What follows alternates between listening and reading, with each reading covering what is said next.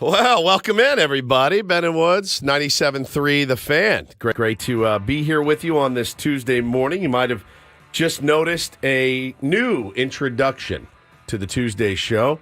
That is Foreigner, Jukebox Hero, and it's 97.3 The Fan. I'm Woodsy. That's Banger. Paul Reindl, the executive producer of this program. And to my left is Benjamin Higgins, your friendly neighborhood sports anchor. Good morning, Benjamin. I got to pick music open for the first time in the history of the show. Yeah. I have picked a song to open the Ben and Woods program. Well, listen, we were about to go on the air yesterday. We've got about 5 different intros. We had 4 different intros for 5 days. And Ben said, well, we should have a Tuesday on its own. I go, you know what? You're right. And I was heading home yesterday, and it popped into my head. Why don't you let that guy pick one? You control freak, alpha male.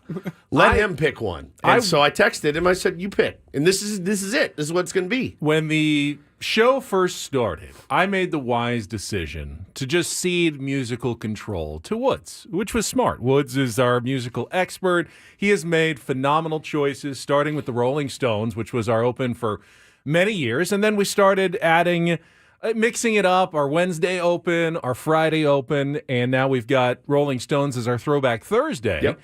And I realized, well, if we're going to have 4 different opens, might as well have 5. I've always kind of thought it would be cool to have a show that each day of the week has a signature open. I like so it. People, tier ones who listen every single day, 6 a.m., 8 a.m., open, reopen, that they kind of progress along the week. And they just know from like waking up, all right, it's Monday, let's get the week started. It's Tuesday, all right, we're moving forward. Wednesday, Thursday, Friday, you know just exactly what day it is. Because honestly, I can't keep track of days of the week anymore. Yep. So this is a little audio clue as to how far in the week you've progressed now. That's exactly right. So I ceded a little bit of power yesterday. It's not an easy thing for me to do, but I did it, and it sounds great. And I did think about it, and I said, I wonder which Foreigner song he's going to pick.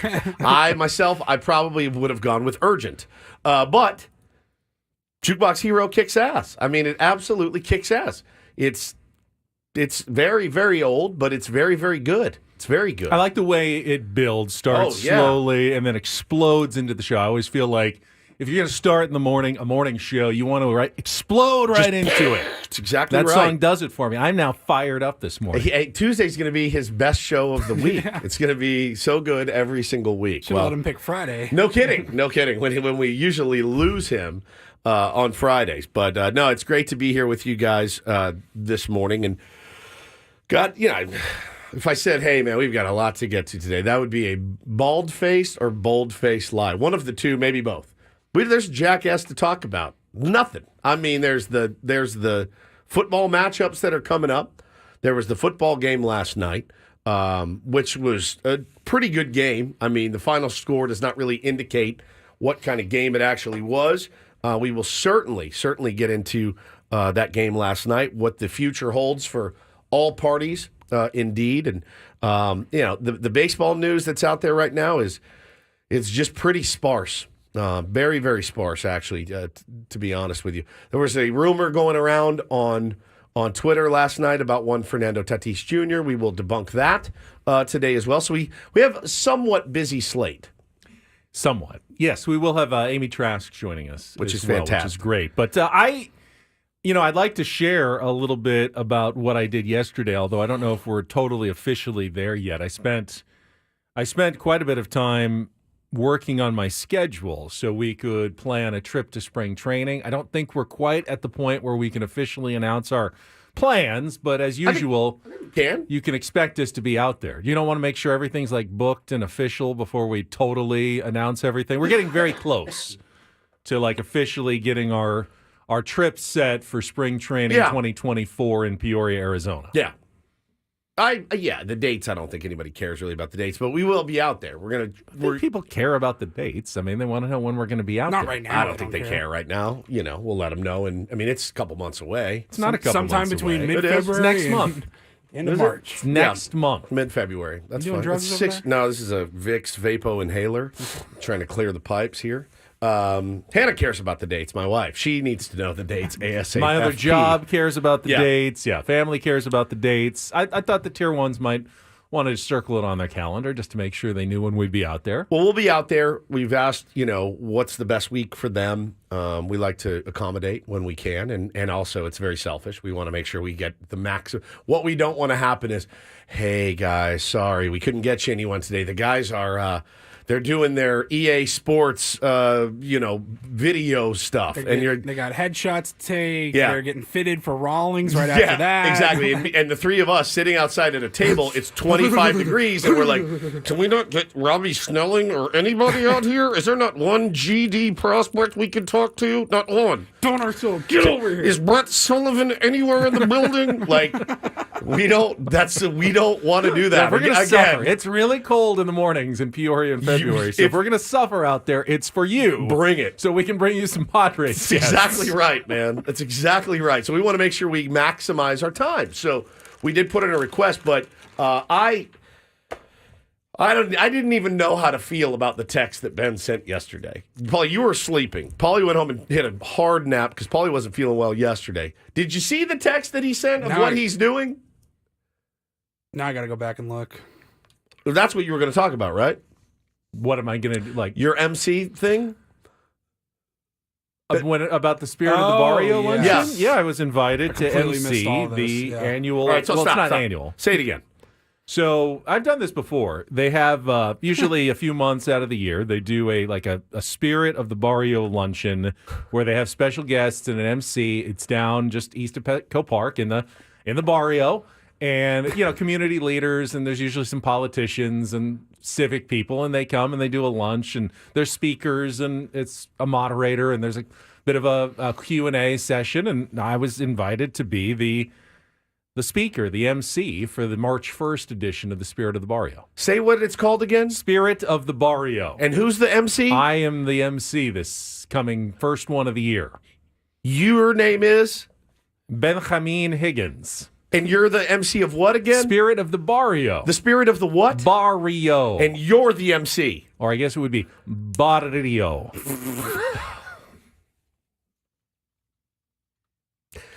That doesn't strike anybody as amusing / ironic at all? Do you know what the Spirit of the Barrio is? I've done it before. They have tamales. It's a delicious lunch, rice and beans and tamales and guest speakers.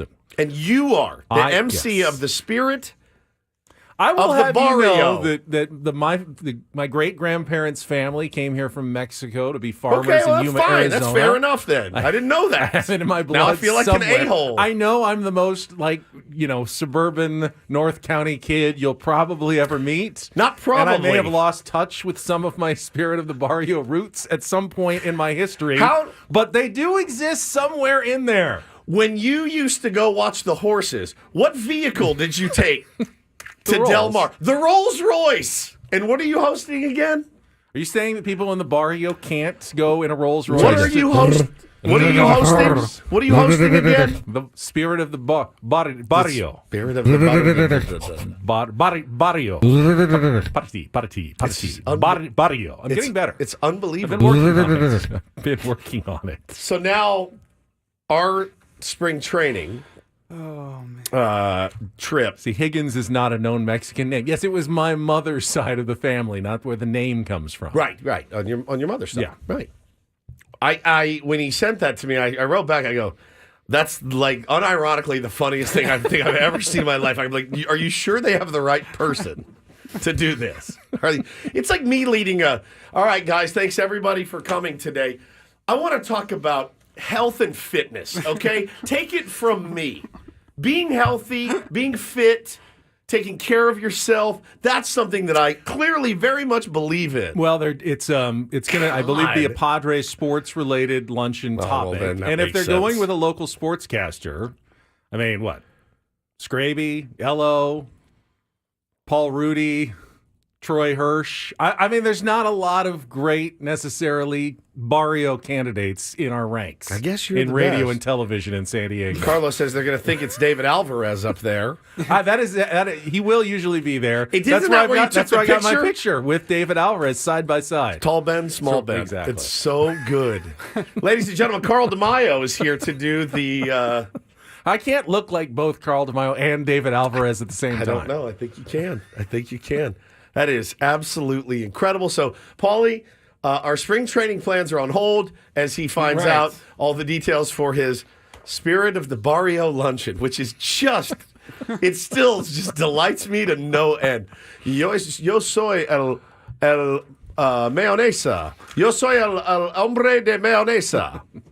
I am the mayonnaise man. That is just fantastic. It's just absolutely incredible. And that is on a what day? It's a Friday. So we need to be back before then. We need to be back in time for Spirit of the Barrio. That is, it's one of my favorite texts I've ever gotten from him. I had to stop, I had to read it, and then I had to reread it again, and I said, okay, sounds good. Big victory for the, did you see that in 2024, cruising is now legal throughout the entire state of California? Cruising. Like just low rider, like driving slow in your low rider. You can do that now. You can do that now. Okay. It was against the law in some cities, and they fought against that law, just part of like cultural heritage. Sure. That, people like doing that, and they were able to change the law in 2024. Big win. Huge win for you and all the people that like to cruise. Yeah. Wish I could be there and watch it, but You could. I could, but I wasn't invited. Spirit of the Barrio. Ben, will you invite Woods? You can absolutely come if you'd like. You're not usually someone who loves doing things Friday right after our shows. No, but I'm really not. If you want to show up and take some video, I would love to have you there. I will get you a special invitation. I think I'm good on it after a long week at spring training. Probably just may not even come to work that day. You never know. On that Friday, we can just take that day off and call it a day. But yeah. I'm looking forward to hearing all the stories. So you've done this before. I have, a couple times. Nobody laughed at you or threw things at you? No, they don't make you don't have to speak Spanish Right. while you're there. I mean, there's people of all cultures. Clearly. It's a cross-cultural event. No, I get it. There are people of all heritages. It just, at when the I luncheon. picture the Spirit of the Barrio, your face isn't one that I picture. That's all I'm trying to say in the whole thing. I had lunch at a taco truck yesterday. I get it. I like Mexican food. I know you do. Man, that is fantastic, dude. Just fantastic. All right, so we'll get you those dates when we have it all locked up. But it will obviously revolve around Ben's Spirit of the Barrio appearance. When I first started, I kind of told you this story, but I met with a famous media agent that my grandfather knew before I kind of got into the business, but I was interested in getting into sports media.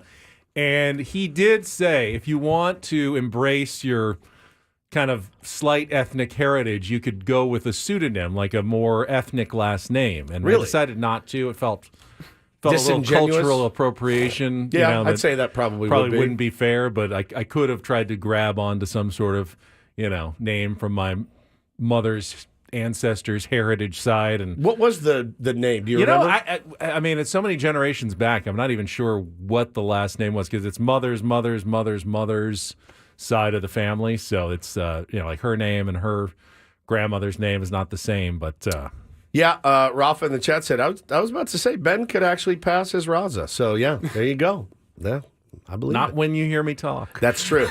Good evening, everybody. The Spirit of the Barrio luncheon, it will be hosted by Ben Higgins again. That is something else. You just ensured probably their best attendance ever. Guaranteed. Guaranteed, man. All right. Well, that was really special. That was really special. All right. We'll get into the football game. Benny will set the menu, give us the specials next here on 97.3 The Fan. Let's check traffic here with Kelly. We'll be right back.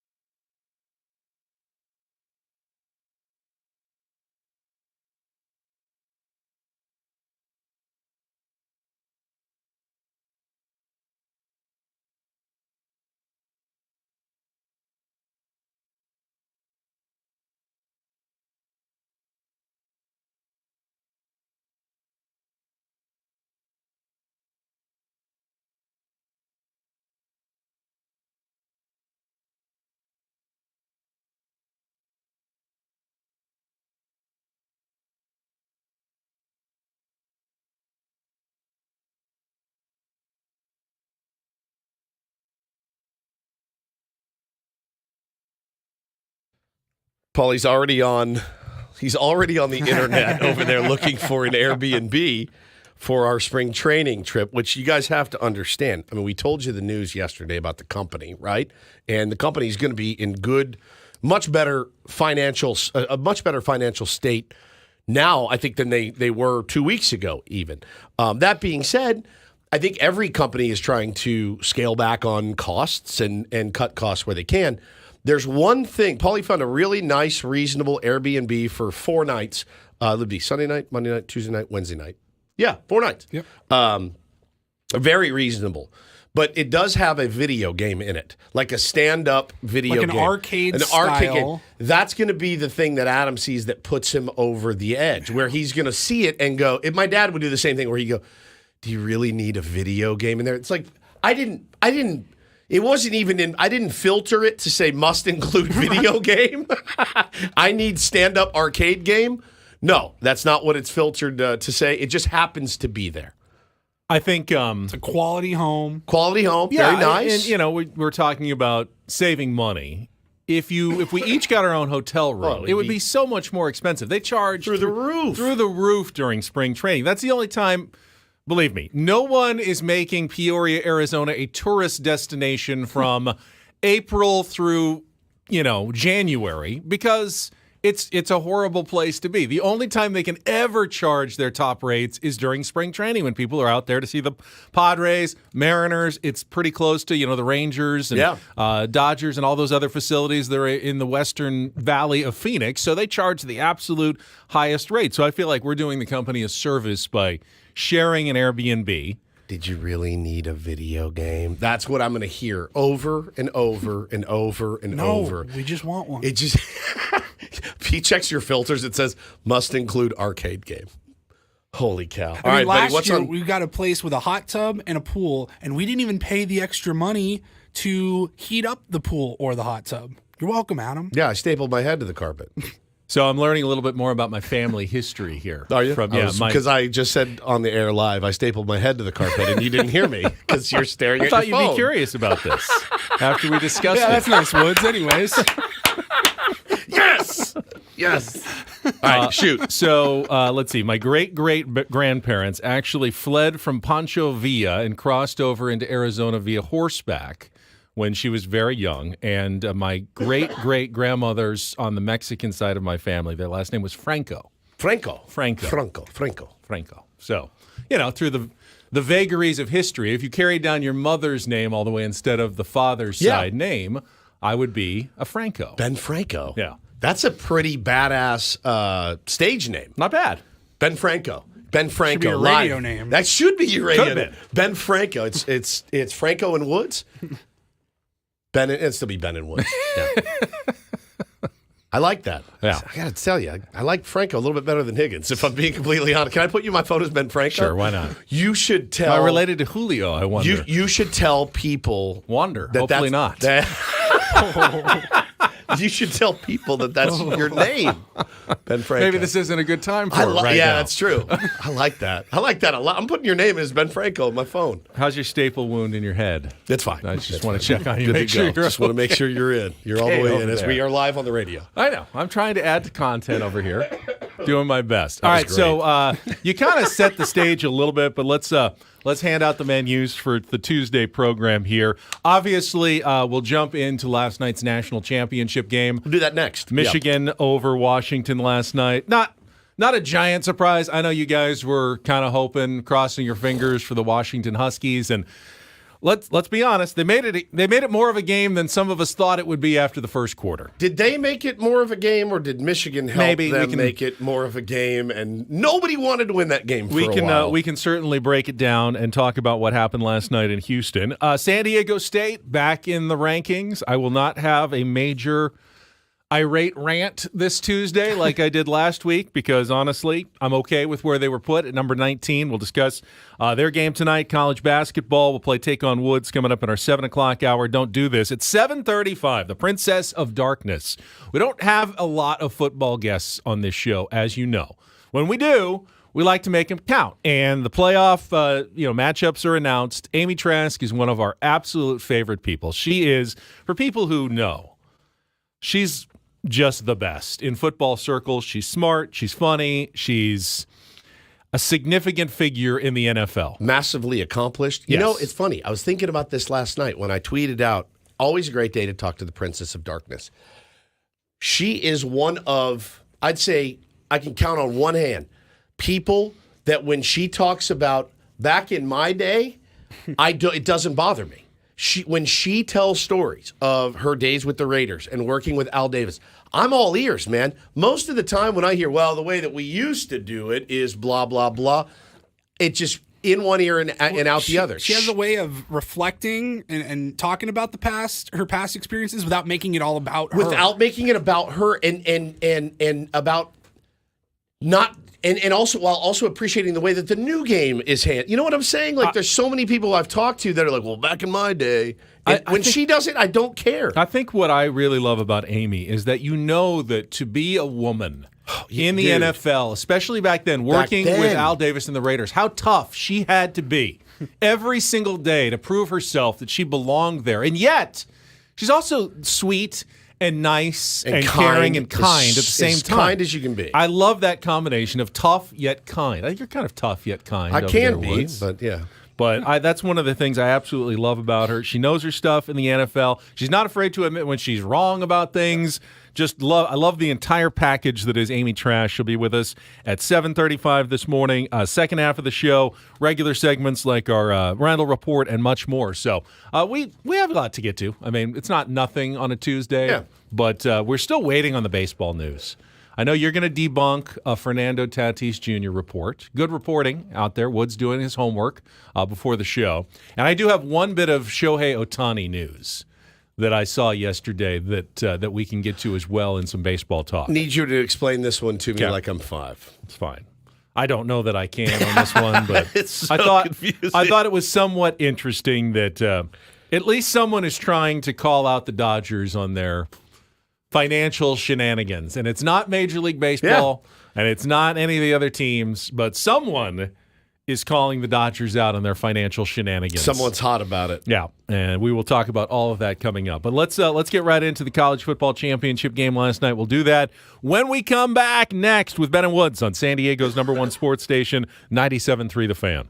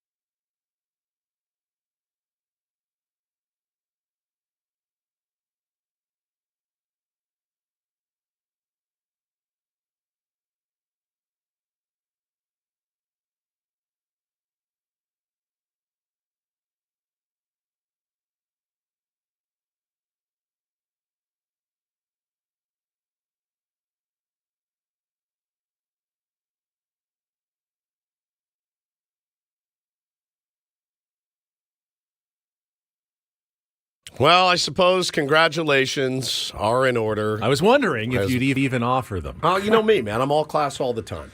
Congratulations are in order to the Michigan Wolverines, your 2023-24 national champions. They earned it. They absolutely earned it. All that adversity that they had to overcome. Yeah. I often will talk about all the adversity in my life that I've overcome all by my own hand. Every single bit of adversity in my life was caused by, guess who? Me. But I did overcome, Paulie and Ben. But no, listen, I do have to tip my hat to them. That was a massive game, and they had a big season. I had made fun of their schedule a lot this season because they really had not played anybody until it came time to play two really good football teams, and they handled their business. Congratulations. Three if you count Ohio State. Yeah, three. Yeah, true. They beat all of them. Yeah, they did. I had my doubts about Michigan as well. I still hate you so much, but congratulations to you. I know there are people out there that will still have their doubts because of the cheating scandal, but I do think that Michigan answered all of those questions, and we'll get to that right after a check of traffic on 97.3 The Fan. From the 97.3 The Fan Traffic Center, here's Kelly Danick. Good morning. Just one problem southbound side of the 805 before San Isidro Boulevard. Some smoke visible in the area. This is all due to a possible encampment fire on service streets nearby at Olive and Hall Streets. So just be aware of that. Fortunately, no other problem spots on our roads at this time. And good news for westbound 8 travelers out of the East County. They've wrapped up that road work at El Cajon Boulevard, so lanes all open. Speeds are looking good there. I'm Kelly Danick with Ben & Wood, San Diego's #1 sports station, 97.3 The Fan. It's funny because football games all the time have an ebb and a flow, and one team, jumps out to a lead, another team comes back. Yet we always overreact to who scores first, who gets the first touchdown, and goes, "Oh, this game is over." They went right down and scored. So, we had that in yesterday's game, but the way Michigan played in the first quarter, the way they scored with their running game, with their offensive line.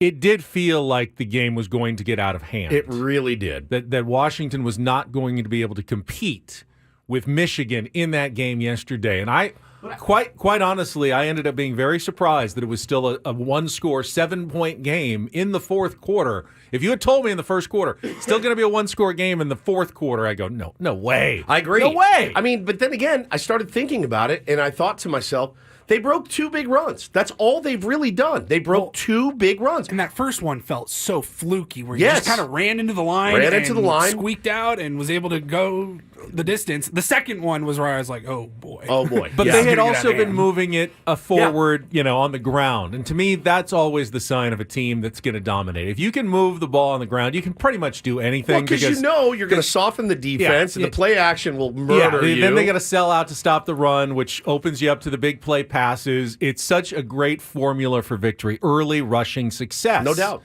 And then somehow Washington stabilized, maybe with a little help from Michigan at the same time. The hubris of the going for it there could have completely the fourth down in the second quarter, up 17-3 at that point.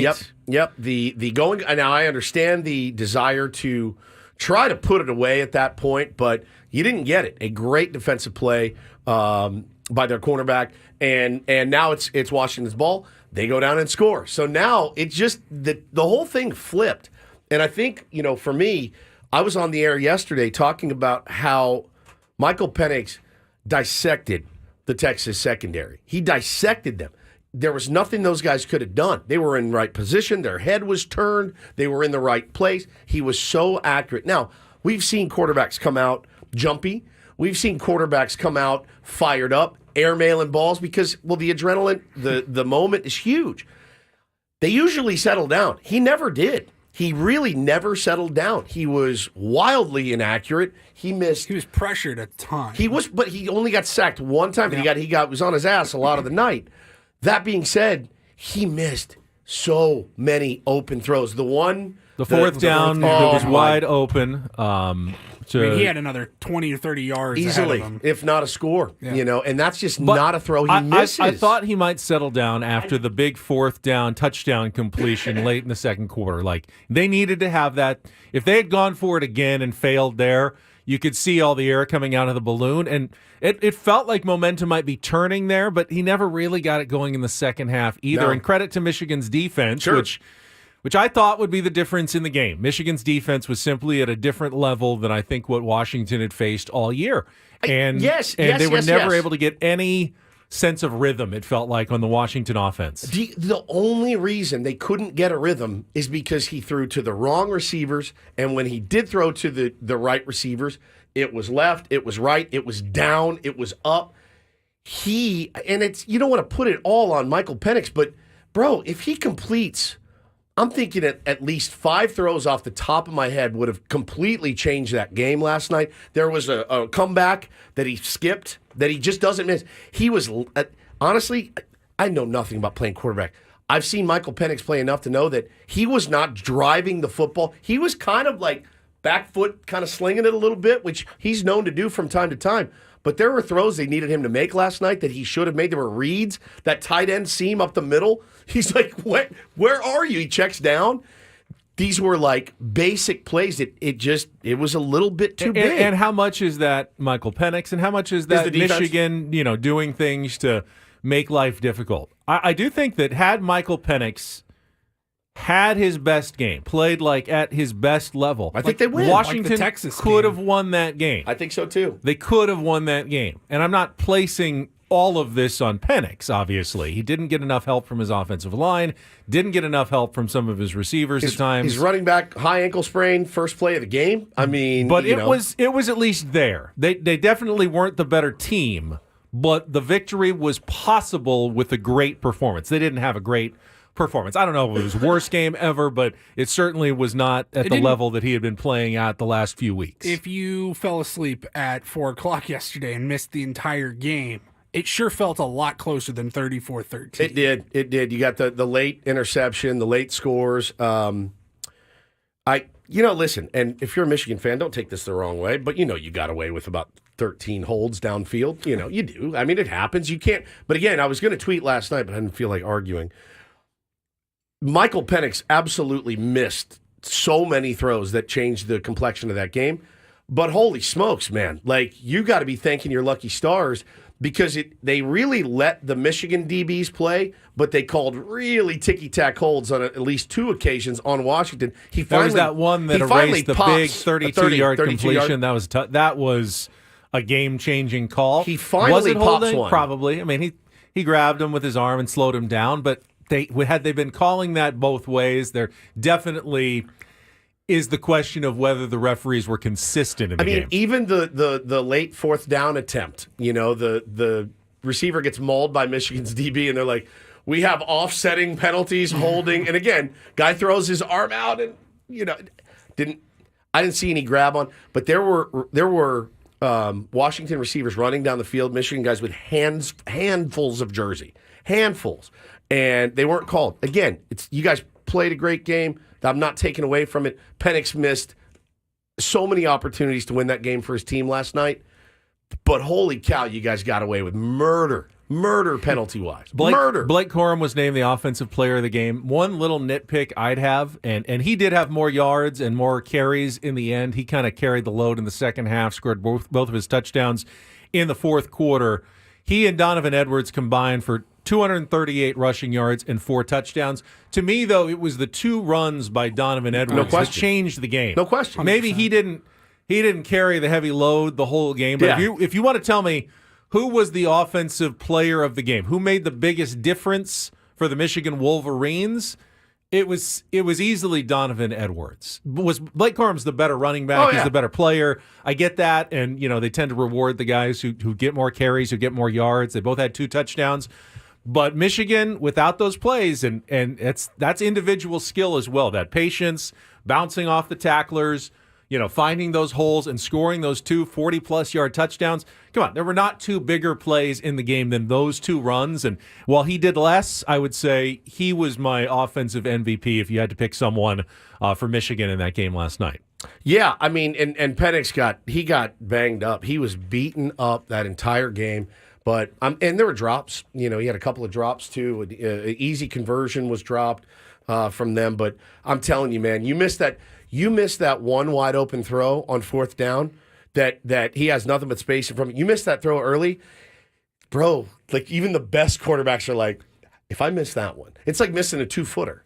Missing a 2-foot putt. How you feeling when you line up over the next 2-foot putt? Not great. Not great at all. So he missed that one early, and I thought, oh, man, this could be brutal.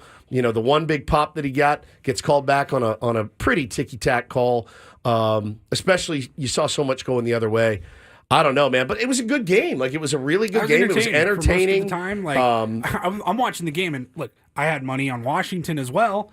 I don't even like Washington. Wait. I told you Michigan and the under yesterday. And I even said, I think it was like 27-13. Michigan had one more touchdown than I expected. But Michigan and the under. Why didn't you go with my pick, Paulie? Well, I tried to fade Ben. Yeah, it didn't did work this time. Well, I live bet halfway through, so I was fine. I ended up losing about $50, which could have been way worse. But last really, night. up until, I don't know, halfway through the fourth quarter, I was feeling okay still. Yeah. With the 5.5 points. I'm thinking in the first half, I'm like, all right, Washington gets the ball. They scored. They get the ball at the second half. And then the turnover. Dude, that interception on the first pass of the second killer. half, that's where I'm like, all right, this ain't happening. That was so huge, man. You just snatched momentum. We talked about J.J. McCarthy yesterday, and I still don't know what to think about J.J. McCarthy, even though he is now a national championship winning quarterback.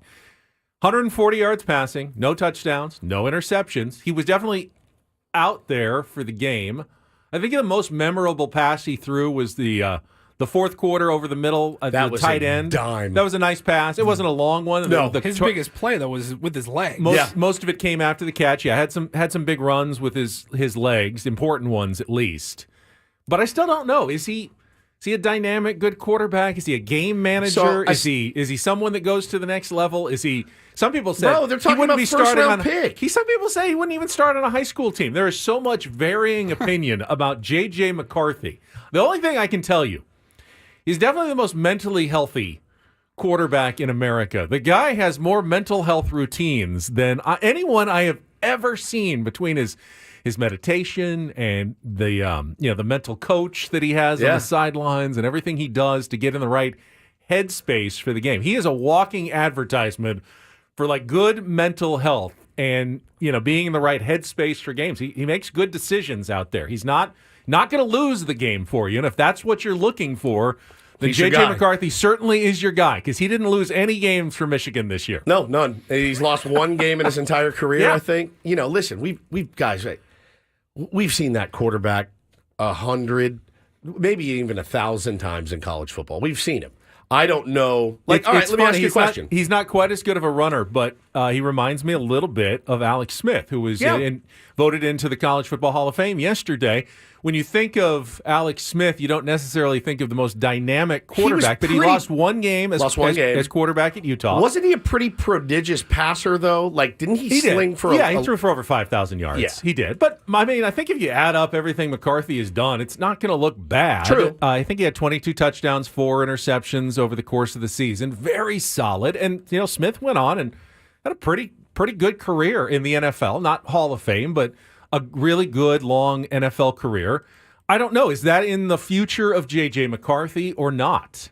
I'm very curious to see where he goes, what NFL teams think about his prospects on the next level. Yeah, I saw tweets yesterday saying, hey, he's going to be one of the top 4 quarterbacks picked. And I'm like, that's something. Okay, sure. If you see something in him that you think you can mold him into a really, really good, you hate the phrase game manager, but if he's one of those guys that's not going to make mistakes, doesn't turn the ball over, can complete, if he's in the right system, right? The guy that doesn't really have to sling it down the field a lot, sure, fine. Yeah, absolutely. We've seen worse guys get drafted higher than that. Well, so. And Jim Harbaugh made the comparison to the other Michigan quarterback, Tom Brady, who wasn't a superstar in college either, was a 6th-round draft pick, but he was a guy who wasn't going to lose games and then elevated his game, obviously, once he got to the next level, got in better shape, better fitness, more dynamic. The arm kept getting better and turned into, obviously, what he eventually became. But he was never the most gifted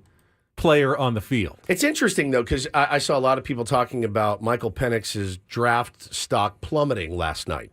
And you'd hate to think that one game, makes a career or a draft number. But I don't know, man. Like, if I'm the GM and I've got a pick and they're both on the board, I'm probably taking Penix over McCarthy. Yeah, I probably am taking Penix all day long. And Ceiling is much higher. I think so, too. Floor is lower. Sure. Ceiling is higher. Yeah, I think McCarthy's floor, definitely, he's solid. You know, if you have like all the other pieces in place, I could see him be like a Brock Purdy, come right in, and you could play him and feel pretty good that other guys can make plays. Good running game, you'd be fine. If you need a quarterback to be like Patrick Mahomes and dynamic, turn into the guy who's going to carry your team for a few seasons, Penix has got to be the choice on the next level. I give so much credit, though, to Michigan's defense. You're right. I mean, do you see that center? Or I think it was a guard, but he got just absolutely pancaked by the defensive line of Michigan. Just flat on his back. Just ran right over like it would be me in there blocking. They played hungry. They almost played scared to lose. You know what I mean? Like, they did not want to lose that game last night. So I do give a lot of credit to them. I hate you because I respect you. You're a phenomenal, phenomenal football team. The narrative did get a little tired this year, certainly, but narratives always do. They always get tired. Michigan finishes 15-0. It's their first national title this century. First since 1997, which wasn't even a unanimous national title. And we were talking before the show with Paulie, and goes, that was insane that we had a college football system that the champion wasn't declared until a poll came out the next day. And sometimes the poll didn't even agree. The AP had their national champion. The coaches poll had their national champion. And in 1997, Michigan finished first in the AP poll, but Nebraska finished first in the coaches poll. So a split national championship How for the both hell of those did we teams. go on with that system for so long? It's a great question. Because we've only had the college football playoffs only been around, 10 years, 11 years? So before that was the BCS. Right. And so I thought it was 1999 that I think the BCS started. So we've had 25 championship games that actually crowned a national champion. Before that, though, it came down to the polls. And, if I saw something in the pregame, it said Washington seeking their first national championship since 1991. And it was a shared championship. And I just go, what were we doing back then? Well, the problem with the old system was, let's say the best team in America was from the Big Ten, and they were undefeated or one loss, and they were 1 or 2 in the polls. They had to play the Pac-12 champion in the Rose Bowl. That was where they were going. Yeah.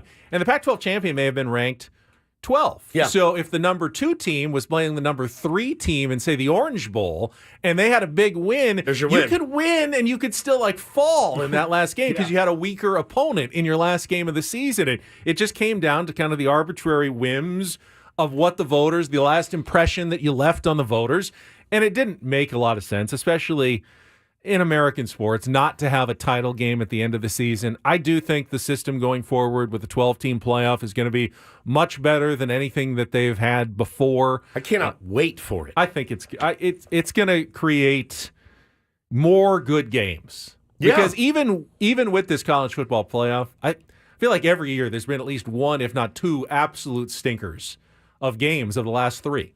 You have a 4-team playoff, which means 3 games, 2 semifinals and a final. Doesn't it feel like every year, at least one of the semifinals is an absolute blowout? And listen, And the final is Benny, a coin flip of whether it's a good game or not. make no mistake. When you have 12 teams in a playoff, you're going to have some stinkers. You There's will, gonna but be some stinkers. what I like about how it's set up is that the top 4 teams get buys. Right. So the biggest seed split will be 5 versus 12. Right. Which probably will be a blowout. Yeah. But that's okay. I think, your 6-11, your 7-10, your 8-9 games could all be good. And what you'll get is the teams that win will then carry some momentum, some confidence into those next games against the teams that had the buys, and you won't have the, I guess that team didn't really deserve to be there, guys, because they'll have all won a game before they got there. Just on that example, if we looked at the rankings right now, number 5 Alabama at 12-2 would have faced number 12 LSU at 10-3. Right. It's not a stinker. No, it's good matchups. Good matchup. Yeah, and you'll have one of the group of 5 that'll probably be the 12th seed a lot of times because they get the automatic champion, Georgia would whether have it's throttled Arizona. Yes. Georgia might have throttled both those teams last night, which I know is sticking in Georgia fans' craws. Probably. Yeah. You know what? I'm not going to take anything away from Michigan. Absolutely not. They won every game. They beat good opponents at the end. Yep. They're a deserving and worthy national champion. As much as it pains me. Unless you still think that the cheating scandal tarnishes the title. We'll get to that coming up. I want to talk about the Aztecs back in the rankings. We'll play Take on Woods coming up next, hour number 2. Bennett Woods on The Fan ahead here on 97.3 The Fan.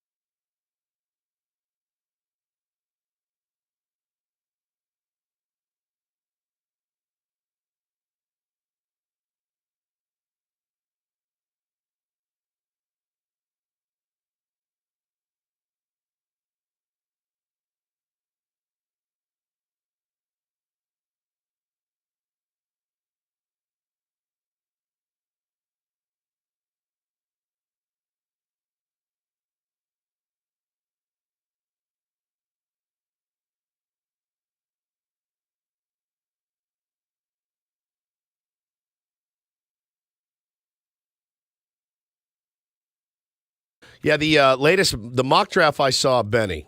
Welcome back to Ben and Woods, 97.3 The Fan. Woods is talking mock draft here. Yeah. This is a first, I think, perhaps, in Ben and Woods history. Turned over a new leaf, guys. They had J.J. McCarthy going at 13 in the first round to the Las Vegas Raiders. Now, again, take all of these mock drafts with a grain of salt. But they have him at 13, a top 15 pick in next year's NFL draft, which is baffling to me. When are you going to give us your sleepers? Your late round studs. Oh, my late. You got it. Probably going to have to talk about Brian Thomas Jr. out of LSU. You know, the Chiefs could use a receiver. Tyler Guyton, big offensive tackle for Oklahoma. He's one of them. Expect Woods' full mock draft to come out sometime in early March as we get to our full NFL draft preview coverage here on Ben and Woods. I may come in and just do extra draft broadcasts. You know, I love the You going to host our draft coverage? I do love you the seem draft. to avoid our draft coverage every year. Do we do draft coverage every year? Oh, I didn't know that. Yes, it's usually Ello and Scraby and Braden, I think. I didn't know that. They do like a whole draft show every year, and we're nowhere near it. Well, I mean, you know, if we had a team, I'd probably be a little more I know you invested. would, and I would too.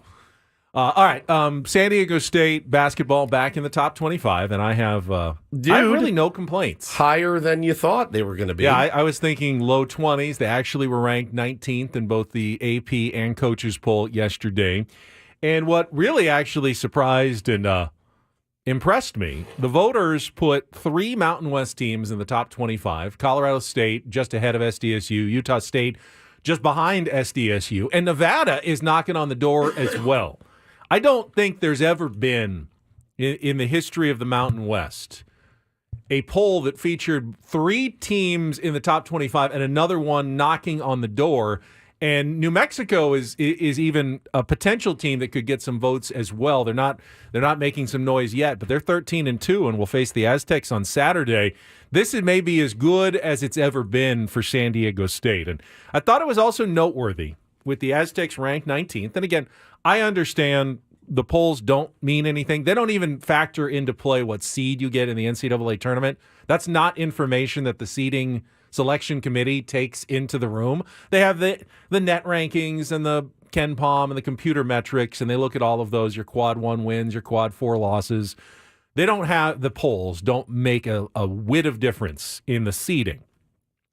But, and now I've lost my train of thought of where I was going there. They don't make a seed of difference in the seeding. They don't, but you know, putting some respect on the Mountain West Conference is a good thing, obviously, for I think just kind of through osmosis, everyone is going to notice the Aztecs being on national television, having that number behind your name. Oh, the point I was going to make is last year at this time, in early January, the team that made it to the national championship game, you know where they were ranked on January 8th when the poll came out? No. They weren't. They weren't ranked at all last year. So they're actually ahead of where last year's team was at this point. And now, it's beyond dreaming that San Diego State could make 2 straight runs to the Final Four. It would take everything going right and falling into place. The matchups in March, have no idea what kind of road you'll be facing once you get there. But it was done. Remember, Butler went to back-to-back championships in, about 7 or 8 years ago, was it, from a smaller conference. It's been done before. And to me, San Diego State is on that path where you can at least dream on another deep run in the NCAA tournament if things break their way. Come March, they got to be healthy, got to have the right matchups, got to have a good seeding. It all could go out the window with one bad game in the first or second round, obviously. It goes out the window for teams like North Carolina and Duke and Kentucky almost every year. Only one team gets to make it all the way through, and only 4 get to make it through the 68 to the Final Four. So there are so many landmines between here and there, it's almost ridiculous to talk about, but this year's team's doing a nice job and is on a good path and on a good track right now to try to get where they got last year, which is pretty incredible. And we'll put Paulie's theory to the test tonight. Ranked SDSU, can they withstand the pressure of the number next to their name as they play their first Mountain West road game at San Jose State? It's an 8 o'clock tip-off, which I know is not Woods' favorite start time. I'll let you fill me for in a morning show. Yeah, I'm excited to watch the first half. Yeah.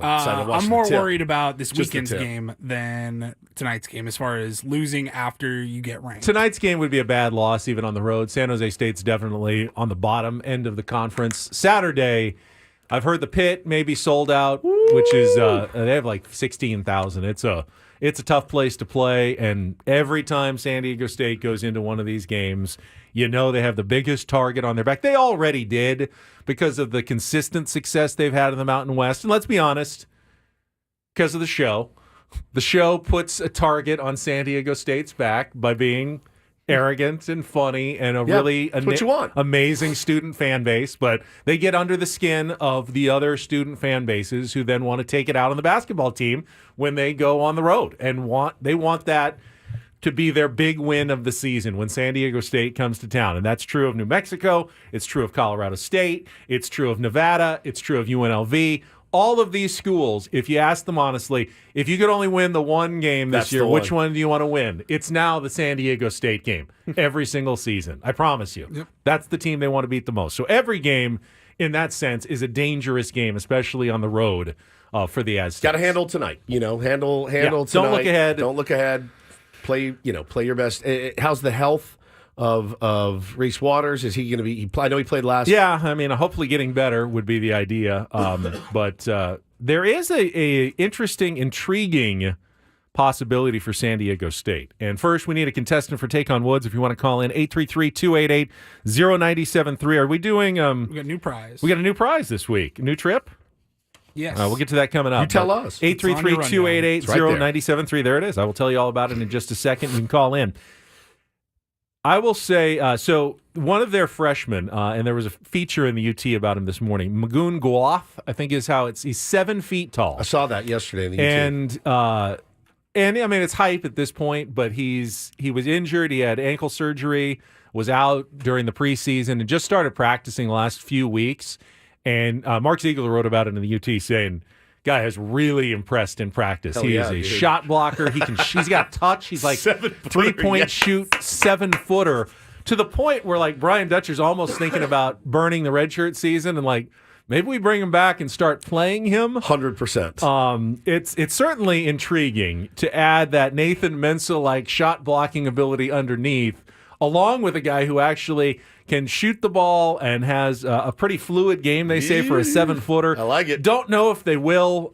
They like, I guess, he's beefing up, he's adding muscle, he's working out extra, and the redshirt season could allow him to focus on that without worrying about being ready for games all the time. You tend to lose weight during a baskosball season. They want him to put on weight, and it's hard to do both at the same time. Where do I find a job that wants me to put on? Woodsy, you're a little bit under where I'd like you to be. Could you please put on some weight? Would you like to sign up for sdfatgain.com? Oh, my God. It would be the world's greatest endorsement. Are you like me? Do you struggle putting on weight? Sign up for sdfatgain.com. Let's do it together. You and I. We'll meet. Make the call. Make the call Get the today. Free consultation. And I'll see you at Mickey proven D's. formula of milkshakes and French fries. French fries. We're going to crush this together. Let's make 2024 our year. It's sdfatgain.com. .hog. So I don't know if they'll actually do it. I mean, what are the chances in the days of the portal, guys leaving for the draft? Bro, do it sooner than later. He's going to play 4 full years at San Diego State. If he can help, that's what I say. There's got to be a temptation to see what he can do out on the court in one of these games pretty soon for Brian Dutcher. You never know. Because somebody could be like, all right, I don't want to be here. My assistants don't even let him dress because if I see him on the bench down there, I'm putting him in the game. So they don't let him even. He just wears a sweatsuit because Dutch says, if I see him out there, I'm putting him in. He's playing.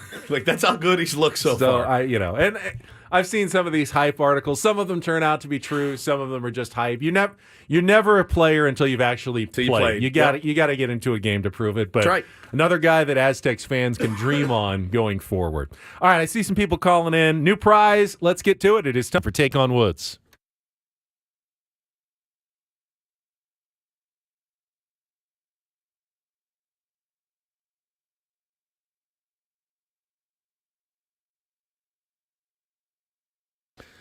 All right, lots of callers. Let's go with Danny in Escondido. Danny, welcome to Take on Woods. How are you? Doing great. How you guys doing? I'm good. All right, you're the first to get a chance at our new grand prize drawing for the month of January. It is an electrifying night of rock and roll as two iconic bands, Tom Kiefer and LA Guns, come together to perform live on April 11th at the Westgate International Theater at the Westgate Las Vegas Resort and Casino. You can get tickets at Ticketmaster.com. We got a 2-night stay at the Westgate for you and tickets to that show if you can beat Woods and qualify for our grand prize drawing. Woods is gone. I'll give you the categories here for our 5 questions. We've got Make the Call, 5 songs about phone calls. Head of the Class, 5 song titles with the word head. And our new category, Hi Paul. It is a tribute to Paul Reindl. Musical Pauls are in that category. So Make the Call, Head of the Class, or Hi Paul. What would you like to play, Danny? What's up? Let's go with Hi Paul. Hi, Paul. All right, the new category today, a tribute to our hardworking... Hi, Paul. There it is. Executive producer and imaging director Paul Reindl, as every answer includes a musical Paul. You have 60 seconds to get as many of the 5 as you can. If you don't know an answer, say pass. We'll come back to it if there's time left on the clock. First question is our 2-second song. Paul, our Paul, will play a couple of seconds of a well-known hit. You need to give me the title and the artist, the Paul artist, to score that point. Danny, are you ready to play? Alrighty, let's go. All right, time on the clock, 60 seconds. The category, Hi, Paul. Your time begins when Paul plays the music. Hi, Paul. Good luck, Danny. Let's take on Woods.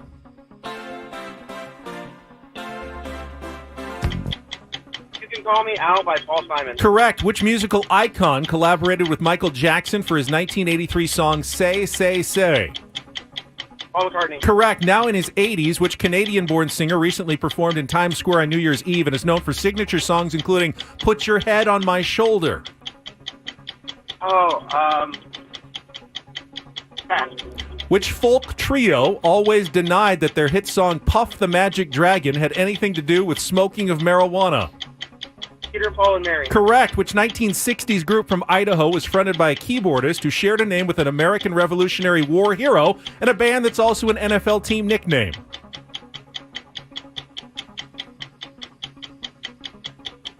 Oh, man. Paul Jaguar. That's okay. Let's go back to which 80s Canadian-born singer recently performed in Times Square on New Year's Eve and is known for signature songs including Put Your Head on My Shoulder. All right, ran out of time there. You did get 3. Got some oldies on this one to get all my Pauls in. My God. I didn't find as many modern Pauls. That was Paul Anka. Was terrible, by the way, on New Year's Eve in Times See the Square. most modern one on this list? And Paul Revere and the Raiders was the band for the last one. Wow, 3 might be good enough, at least for a tie, maybe a win today against Woods. I like that score, Danny. Hang on the line. I think Woodsy's going to smoke him. We'll see. We'll see. Doesn't get the category. That could make things a little trickier. Come on in. Yeah, we get. Sorry. Yeah. We're looking at me. We're looking at him. Sorry. Yeah. Danny's score is locked in. Let's put 60 seconds back on the clock. Your time begins when Paul plays the music. Good luck, Woods. Let's take on Danny. Call Me Al by Paul Simon. Correct. Which musical icon collaborated with Michael Jackson for his 1983 song Say, Say, Say? Paul McCartney. Correct. Now in his 80s, which Canadian-born singer recently performed in Times Square on New Year's Eve and is known for signature songs including Put Your Head on My Shoulder? What's that guy's name? I just watched this. Neil Sedaka? Incorrect. Which folk trio always denied that their hit song Puff the Magic Dragon had anything to do with Peter, Paul, and Mary. Correct. Which 1960s group from Idaho was fronted by a keyboardist who shared a name with an American Revolutionary War hero and a band that is also an NFL team nickname? Paul Revere and the Raiders? Oh, and that is the winner. That is the difference in a 4-3 victory in the category Hi, Paul. Hi, Paul. So who was the one that performed at Not New Neil Year's Eve? Sedaka. What's his 'cause name? His name's Paul. Oh, Paul Anka. Paul Anka. Yeah. There it was. Danny, good try. You came up just short against Woods today. We'll put another trip for Las Vegas up for grabs tomorrow. I have an unhealthy loathing of you can call me Al. Like it's like I a of course love that song. like a murderous homicidal. Makes no sense. When I hear it, it's something it ignites in me. If you'll where I be wanna my start- bodyguard, I can be your long lost pal. You can call me Eddie, and Betty. Eddie Betty? Yes. Not Eddie? Betty. Betty. Betty. Betty. Why would you call him Betty? don't know. He's Paul. His name's Paul. Play it. if you want me to leap across the table. And Betty, when you call me, you can call me I swear Al. he says Betty. Is it Betty? I thought it was Eddie. Well, let's listen. Misheard lyrics for 100, Alex. And I love Chevy Chase, but him in this video made no sense.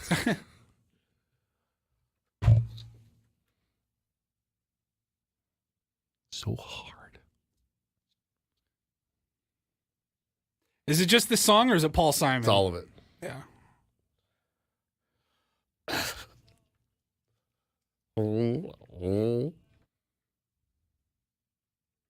I've never understood the whole Paul Simon thing. I'm with you, dude. Just the entire thing that is him. Just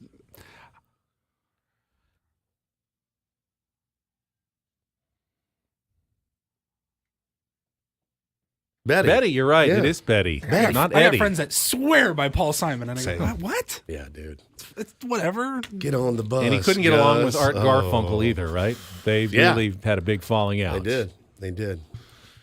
I hope that never happens to us. Me and you both, man. You're the Art Garfunkel. I'm the definitely Paul am Simon. definitely not the Art Garfunkel. Unfortunately. I wish I had more Garfunkel in me. Oh, man. All right. Well, stay hot. Sorry about that. All right, Don't Danny. Do This is coming up next. I have this weird, every now and then a hockey story will grab me by the throat and This is won't so let me, true. It won't let me go. We'll drop the gloves with you. Yes, a hockey story. I'm telling you. You're circling around with it on the ice right Once now. I'm pulling jerseys throwing up some overhead. jabs.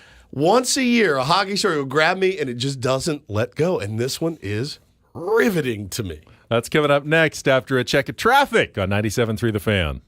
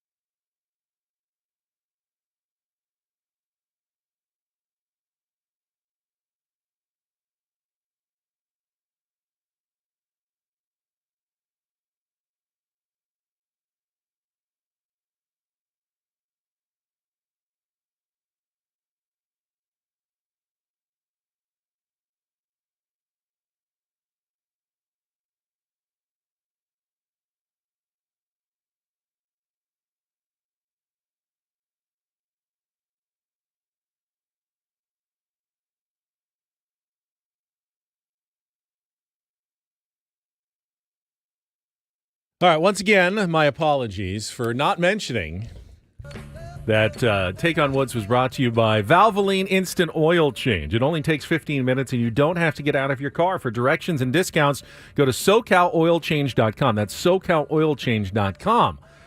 I know that's my fault because I'm hosting Take on Woods, but you're our Valvoline guy. That's true. Here. So maybe you should be in charge of reminding me No, every day. because I'm out of the room. That's a good point. Just make the plays you're supposed to make. I'm it's not sorry. that hard. It's I right did. there for you. Another turnover by Ben Higgins. It's in all caps. It's in all caps. In that section of our rundown. Is I there see any that. other way I can help you? Hold up a sign, Yeah, sign would be nice. like a Valvoline sign. But then I'll probably be looking down on my phone or something. I fair. won't even see his sign. It's true. All right, I'll get us started today on Don't help Do This. me help you. Help me help you. I'm out here for you. Is there a chance that that Aaron Rodgers lacks some self-awareness I here? think there's a chance, yeah. So Aaron Rodgers was quoted yesterday when he was talking about what the New York Jets need to do to turn things around in 2024. He says, flush the BS. Yeah.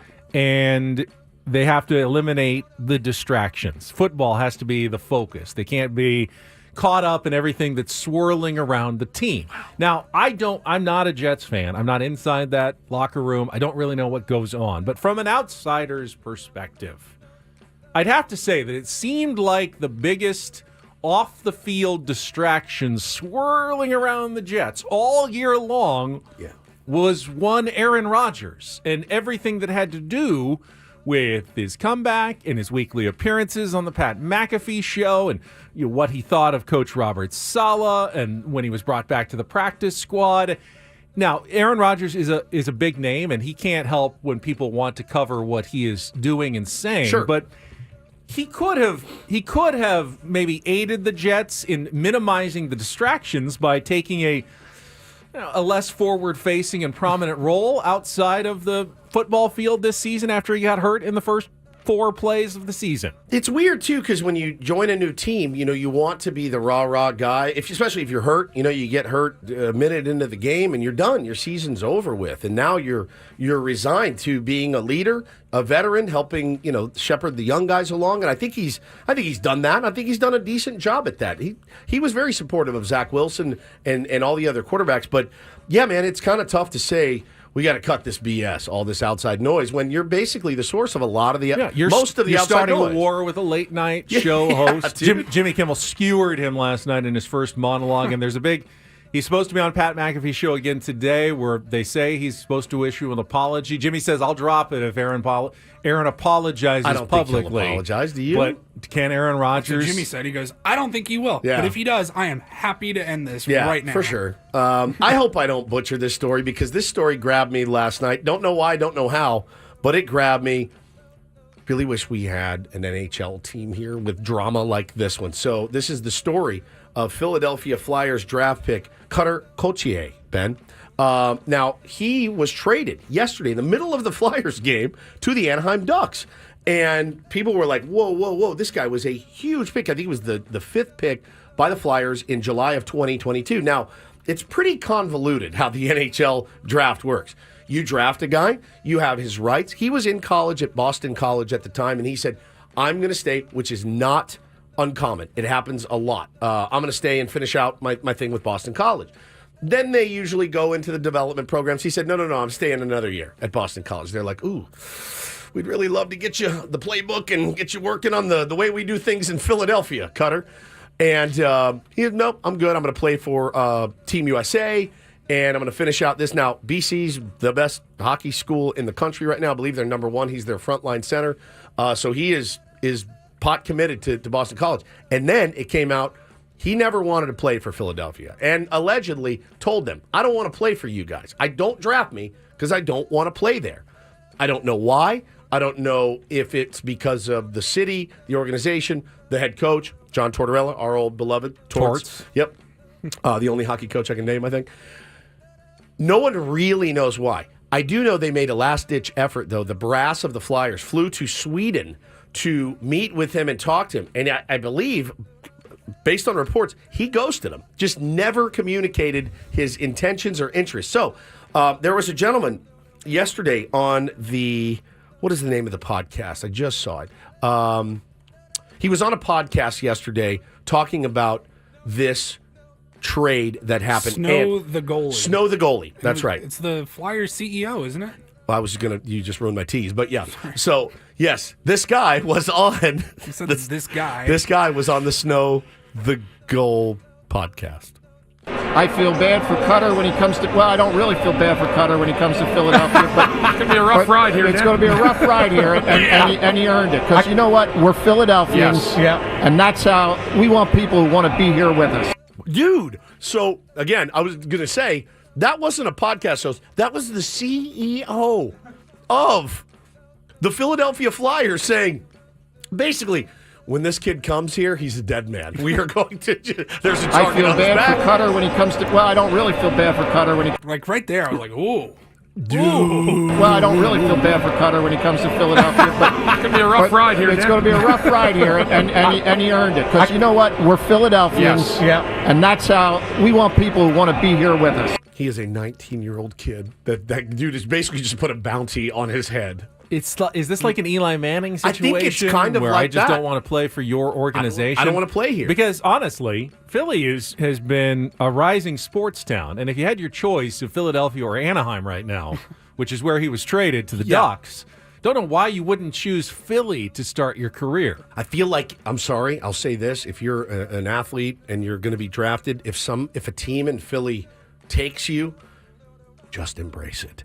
Embrace it until you're a free agent and go wherever you want. If you truly don't want to be there, like, that is a town that will literally turn on you in a second. So and maybe the Ducks got a steal. I mean, they gave a Drysdale, pretty decent player, but if they end up with a superstar in their hands and he wants to play there, you know, that they may have lucked into that situation of getting someone who can be a star in the future. Well, and luckily, as Mike points out in the chat, they only play Philly one time a year with Anaheim. So, yeah, one game for Cutter Gauthier. But really, really interesting story yesterday.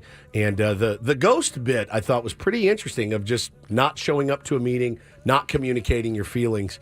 But yeah, it was a really, really nutty thing for a CEO to say. Finally, do this here for a Tuesday.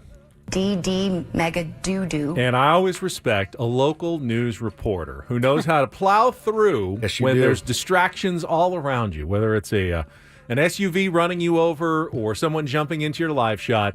You got to plow forward. And a local Green Bay reporter was in front of, I think, Lambeau Field, talking about ticket prices for the playoff game for the Packers that's coming up after they clinched a spot. And she's doing her report, and all of a sudden someone jumps in, and she's unaware, and she thinks it's a fan. But we'll let you listen to the video. It's not actually a fan of the team. It's a player on the Green Bay Packers. Here's what it sounded like. And I'm sure they'll bring that energy right to Texas. I'm just you, Pack is back. You heard it from a fan right here. Pack is back. Tickets to Sunday's game range from close to $200 all the way up to thousands of dollars on Ticketmaster. So that was not a fan. That was actually cornerback. By the way, the highest paid cornerback in the league, Jair Alexander. And I'm sure they'll bring that energy right to Texas. I'm just you, Pack is back. Jumps right in. You heard She keeps going, though. Doesn't miss a beat. Doesn't seem that flustered by what's going on around her.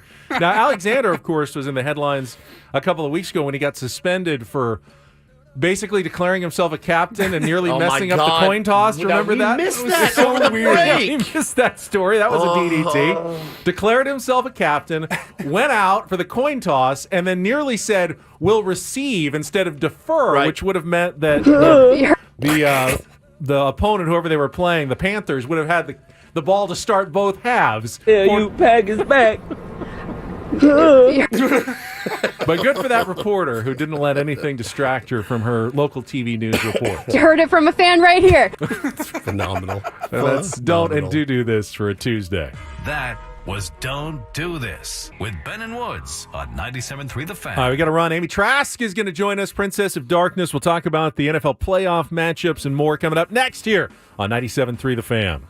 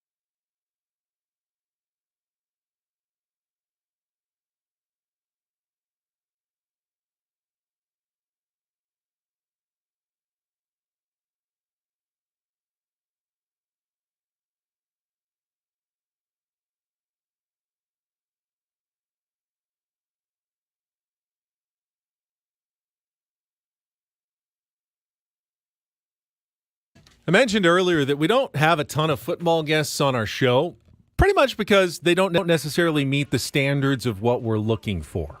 But Amy Trask meets every standard. She's got her own walk-up music, and the Princess of Darkness joins us. Let's get right to it here on 97.3 The Fan. Amy, welcome back to Ben and Woods. Happy playoffs, and good morning to you. Well, good morning. Thank you for having me. And can I have a couple of minutes just to take time, jump off the radio, and go tell my family that I actually met someone's standard? Because this is really, really big, exciting news for me. Well, I can relate. I think we all can. Amy, hopefully you had a nice Christmas, nice New Year, all that, and now it's time to get down to business. I mean, we have watched some really bad NFL games this last week, maybe notwithstanding. The product for about a 6-week stretch there was a little bit rough. It was a little bit rough to stomach, but now, the cream has risen to the top and it's playoff time. Well, and I would say, I guess the word I would use for some of the games you're referencing is just odd outcomes, surprising outcomes. A lot of injuries, and that certainly impacted a number of games. But, men, this is the way the league is designed. This is the desire of the league. This is the hope of the league, that it comes down to Week 18. I believe in Week 18, going in, 20 teams were still playoff eligible. The league is built around the concept of parity. Your point is very well taken. Some of that parity wasn't beautiful, but it was still parity. It's really a quarterback issue, isn't it, Amy? I mean, with the number of injuries, there just aren't enough quarterbacks for every team to have a solid starter and then a decent backup in the NFL. And when injuries happen, and you're going to get more of them in a 17-game, 18-week schedule, we're probably going to be seeing more of this going forward, where teams are kind of running out of people to run their offense late in the season. You may well be right, but what I think we also see a lack of is a lack of planning, a lack of having a solid emergency quarterback. And look, I get it. I was involved in these discussions for decades. Do you allocate resources? Some people prioritize cap. Others prioritize cash, because notwithstanding the value of these teams and the annual cash flow and revenue, some team owners and management prioritize cash and revenue. And so do you allocate cap space? Do you allocate additional cash? Do you allocate a roster spot to a good, solid backup quarterback? Cleveland is looking very, very, very smart right now. And look, I get it. They didn't sign Joe Flacco until well into their spate of quarterback injuries. I think he's their 4th or 5th starter. But the fact is, they have a quality starter, and that's where they are right now. So your point is well taken about quarterback injuries. But you got to add to that, teams need to do better planning to be ready in case they have an injury of that nature. What about time? When you say what they allocate toward backup quarterbacks, and I've been told, there's a limited number of practice reps and starters get the vast majority of them. What was your experience in seeing, how many snaps would a backup take during the week? Just a couple? Should they be giving more, or is that taking away valuable time when the starters need to be getting better during the week? That's a phenomenal question. And by the way, a question I have never been asked. So there you go. And I'm going to revert to my law school background, and I'm going to answer yes and yes. In other words, both. You're right. There are a limited number of practice reps. The number of practice reps has become more limited over time. But you do have to allocate some of them. Look, a quarterback, any player, can go down on any given play. You better be ready. It's a great point you make, and I was saying earlier we were letting our audience know that you were coming on the show. You're one of maybe 5 people that we interview that when you say, hey, this is how we used to do it, there's a lot of people in sports that say, well, back in my day, this is the right way to do it. No, with you, I love hearing your stories about how you would actually be in the war room with Al Davis, of all people, making personnel decisions. Amy, I love when you tell those stories. I think you have such a great command of how it was and how it is now. I wanted to ask you, speaking of Al Davis and the Raiders, there's a lot of rumors going around about a potential new head coach. How connected are you to the Raiders still? I'm sure a lot in your heart. There's a difference between a heart connection and a business connection, and I shall always, always, always want the very, very, very best for Raider fans. I want them to be happy. I cheer for Raider fans, so I'm connected in that manner. I always will be. But I'm not connected with the organization in a business sense. And I will tell you a funny note in that regard, at least we think it's funny in our house. Anytime an issue arises with the Raiders, which requires handling it, managing it, dealing with it, my husband and I look at one another and smile, and I say, not my problem anymore. Yeah, not my circus. I wish, not my problem anymore, not my headache anymore. And I say that with love, and I say it with affection. I do want the very, very, very best, but I'm not involved at all in the analysis or any of that. Do you think the very best is keeping Antonio Pierce as head coach? Obviously, they didn't keep Rich Bisaccia when he made a nice run as interim a couple years ago. Will they go a different direction, or do you think he did enough that Mark is going to give him that job going forward? I don't know what Mark will do. I don't know whether he will go in that direction. There's obviously been a lot of chitter chatter. That's my very fancy way of saying, scuttlebutt, rumor, talk. There's been a lot of chitter chatter about Mark wanting to go after Jim Harbaugh. I could see him doing that as well. I think both of those choices are, have a tremendous amount of merit to both of those. I did love one thing Antonio said when, I believe this was after they beat the Chiefs. Yes, it was. And someone was talking to him in the post-game media session about, looking into the job. Does he want the job? How is he going to approach that? And he said, my resume is on the field. Wow, that was a powerful comment. Talking to Amy Trask, the Princess of Darkness. NFL playoffs get underway this weekend. You can hear all the games here on 97.3 The Fan, and you can watch 5 of the 6 of them on network television. One of them, though, is going to be streaming. I wanted to get your thoughts on that, Amy. A game that's only on Peacock that you have to subscribe for. You have to stream on an app. I imagine there's going to be some football fans who are not happy about that. Is that the way of the future? What's your impression of Dolphins Chiefs on Peacock only? Well, I'm going to answer your question, but first I'm going to thank you for not only the walk-up music. I love that you do that, but also for that very nice insertion of Princess of Darkness. Thank you very much for that. You're welcome. I'm going to answer your Peacock question in a little bit of a snarky manner. When I was speaking with my husband yesterday, as we're getting ready for this weekend of games, as I'm getting ready for the work I do with CBS Sports, and we were talking about Peacock, and I said in a bit of a snarky tone, maybe we just shouldn't get it as sort of standing up for Al Michaels. And, in solidarity with, I'll tell you, if Al was doing the game, we would absolutely get Peacock. Yeah, good point. We haven't gotten it yet. I'll report back at some point whether we do or not. I love that. Sticking together. Al Michaels, I don't know if anybody more deserving and great at what he does. Certainly we've heard about some of the fallout that's gone on, but I love that you're standing in solidarity with Al. Pretty good guy to stand in solidarity with, I would imagine, Amy. Boy, the games he's delivered us, but I will tell you that since we had our issues, we had our arguments, we had our disputes, and they were pretty heavy during my years in the league. And when I left, Al reached out to me as adults should, and as he did, and we put all that behind us, and he should be doing that game. Look, we all know, do you believe in miracles? And when I say those words, I hear them in his voice, and I still get goosebumps. So I don't know if I'm going to do anything with Peacock. I may just say no in solidarity with Al. Is it true that Amazon makes him deliver packages in the off season to pay for that contract? I think I see an Amazon truck coming up the street right now. Let me yell out the window and see if this is one. I think Kirk Herbstreit's driving this one.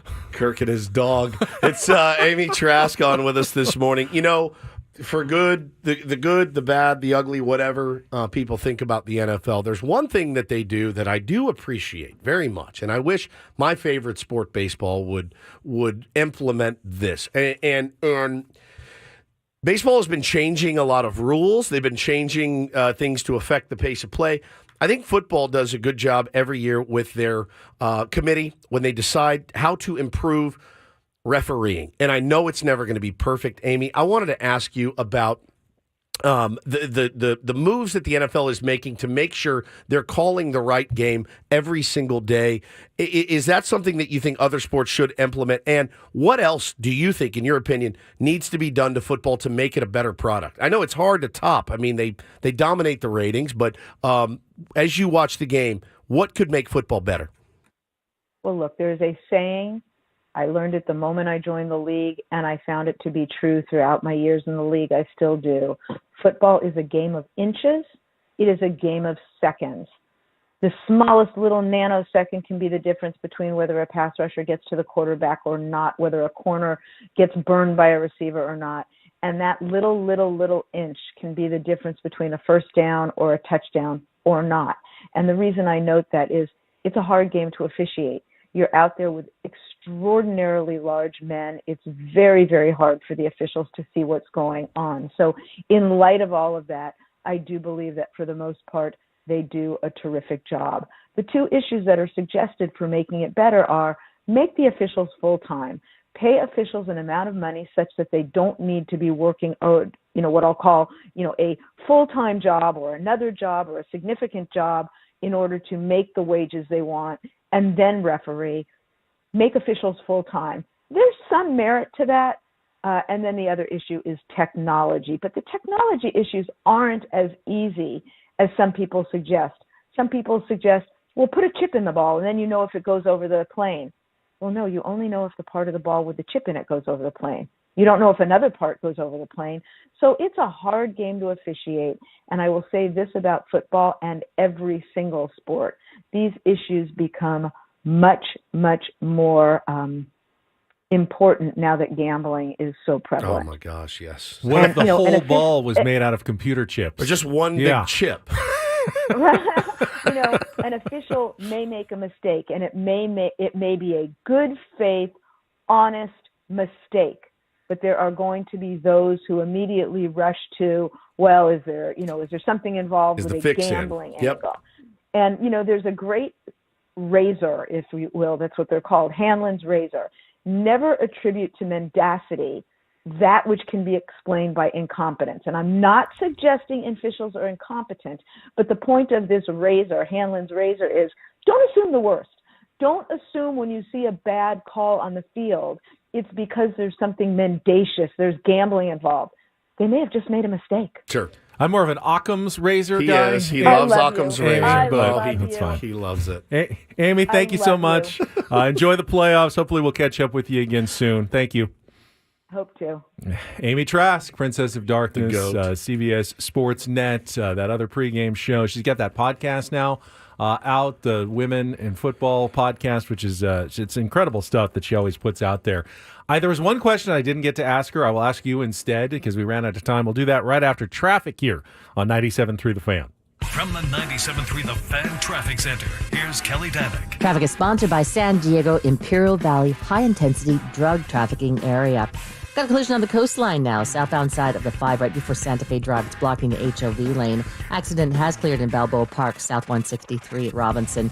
Now collision on westbound King Freeway right before the 15. Those vehicles are over to the right shoulder. Did you know fentanyl is being sold on social media, disguised to look like prescription medications? If it doesn't come from a doctor or pharmacist, then it likely contains fentanyl.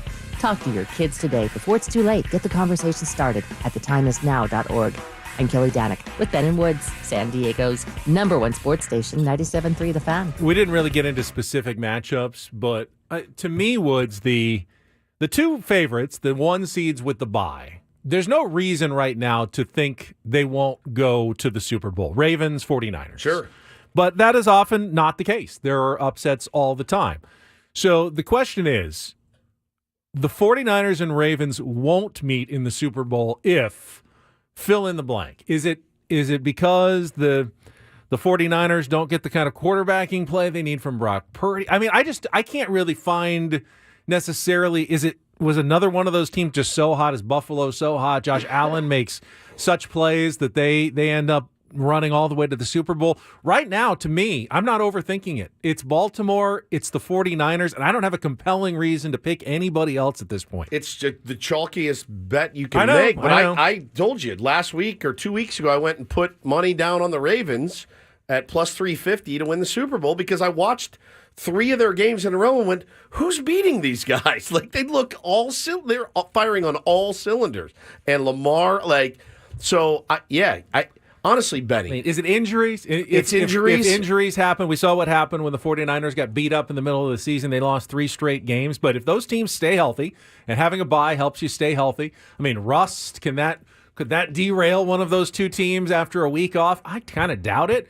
I'm going simple here, and I think we're locked into a Ravens 49ers Super Bowl unless something weird happens in the next 3 weeks. Which, typically we always talk about the NBA playoffs. It's pretty chalky. You can pretty much pick your winners. MLB, nobody knows anything. Zero. Nobody. You have no idea.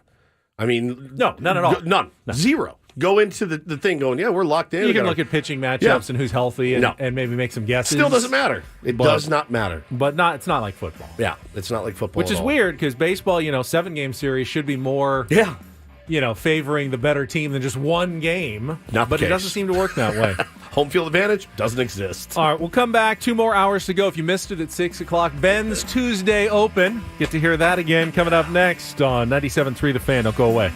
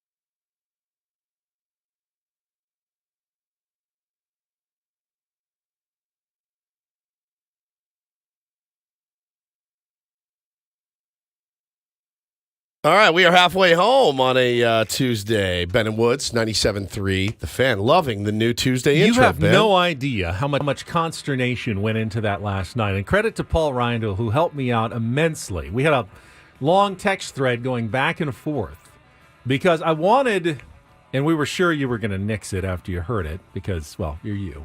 That's fair. But I wanted to get to the part where he actually yells "Jukebox Hero," stars in his eyes. But if you play the whole song, it actually takes almost over a minute and a half to get there. And Did that he felt edit like it? yes, we edited that Look down. at you, okay. And I had to specifically, I want you to jump here from 31 seconds to 52 seconds. Oh, you're a bit of a and then nightmare, aren't you? Move into the, I was a total nightmare. And Paulie handled me quite well. I pictured him smoothing things over with me the way he does with you. Yeah. All the time, as a good producer does. You got to massage the talent. Oh, God, do a you little ever? bit as Do a good you producer. ever? My wife, over the break, actually made the comment about Paulie. She said it like popped into her head. I think we were driving to Arrowhead, and it was like one of those random. She just kind of looked at me. She goes, "You know why Paulie's such a good producer for you guys?" I was like, "What?" And she's like, "He's so," because she was hanging out with us at the Christmas and holiday extravaganza, and she said he's just so even keel. And I thought about it, and I go, "I've worked with Paulie for almost 6 years now, or whatever," and I go, "Yeah." He is, because I'm a huge pain in the ass. Huge. And Ben, in your own way, another huge pain in the ass. He never gets, like, mad. Like, he never gets mad at us. I'm sure he's exasperated, but he never, like, Outwardly shows us. He probably goes home and rips us a and new we're frustrating one, for different reasons. Yes. But I was being a bit of a diva when it came to getting it just right. Just right. Because it was important. This was my first time picking a show Intro, open song. yeah. And I wanted it to sound right, and I wanted it to hit at the right spot, just the right length. I wanted it to go into music after that, so we're not talking over the words as we start the show. So we kind of Frankensteined it up. Big back and forth. We kind of Frankensteined it up. I had no idea. Did How about quite this? a bit of. Can you change that one part? I know, and I felt how about so this? bad. So from like 42 seconds to a minute 19, just cut that part. Okay. Yeah. How about this? And we went back and forth like 8 or 9 times before we got it just right the way I wanted it to sound to get us into the show on a high note on a Tuesday. Yeah, you're a bit of a nightmare, I know. apparently. I was definitely a diva last night. So we can edit stuff in songs now, Paulie? I'm glad I know that, because I have one that I want to throw into the bumper, but it needs to be edited. You got to get all the superfluous stuff at the beginning. Exactly. Yeah, there's a lot of superfluous things in this one song I've been wanting to play in our bumper music. So now I know. Paulie's like, great, kill me dead. You have to have a good ear for it, though, and Paulie did. Yeah. Because you have to, when you combine, you don't want it to sound like completely disjointed. Of course. So we took the part where he goes, there was one guitar, and then we jumped ahead to after he said that the second time and picked it up there. Amazing. So it sounds like natural, the song like normal, and it doesn't, have a big giant, record scratch moment in it. Did put a lot of thought into it. Uh-huh. I enjoyed it. Well, you did, and now that's our Tuesday open. So it's done in perpetuity. Jukebox Hero by Foreigner. Still one of the highlights. The greatest band in history. Still one of we've all agreed on the that. highlights of the Christmas and holiday extravaganza. Giving Paulie the Foreigner album was phenomenal. He loves it. Did you see Ben's tweet that he just sent, Paulie? Oh, yeah. No, I saw it. I pulled it up right here. First of all, I'm very proud of you for this tweet that you just sent. Ben Higgins, our beloved, just tweeted, "We're heading out to Arizona next week for fantasy camp, and I'll have a couple of afternoons off. If there are any tier ones in the Phoenix area who would be interested in playing some golf on either Tuesday or Thursday afternoon, let me know." That is a huge, huge step forward for you, in my opinion. You know me, I'm always thinking about others and the tier ones all the time. Just always constantly. ready to serve our audience in any state. In any way that I can help you out on the golf course next week, please let me know. And I don't know if we have a bunch of tier ones in Phoenix, but they seem to be all over the place, all over the country. I think Ben just wants a free round of golf. I didn't say that. I did not think about that. I did not say part of it. I'm actually more than willing to pay for my own golf. Maybe even treat for golf if it's more I don't want to play by myself, which is weird. I actually like playing golf with other people. Me too. As do I. And playing by yourself but is not the best. And if you're gonna be randomly paired with people, I'd rather be paired with a tier one. The tier ones who are out there and who know the show, and it might be fun. Plus, if they happen to have, like locals sometimes have access to courses that out-of-towners don't have. Dude. Read this guy like a book. Possible that you get a better tea time or something. What? He's going to look up the Yelp reviews on course and be like, actually, never mind. And then somebody's going to be like, hey, I work at this country club in Scottsdale, Ben. We'd love to host you. He's like, I'll see you there. I'll see you there, tier one. If I get competing offers from different tier ones, just, make your bid and we'll see. Well, you could have two afternoons free to play. Yeah, I'm going to watch some of the fantasy camp. I'm going to be there all day on Wednesday for sure. But I don't think I'm going to sit there every single second you guys are playing against other, out-of-shape grown-ups in baseball and watch every minute of it. So I can't blame you even for a little bit for that. I wouldn't either.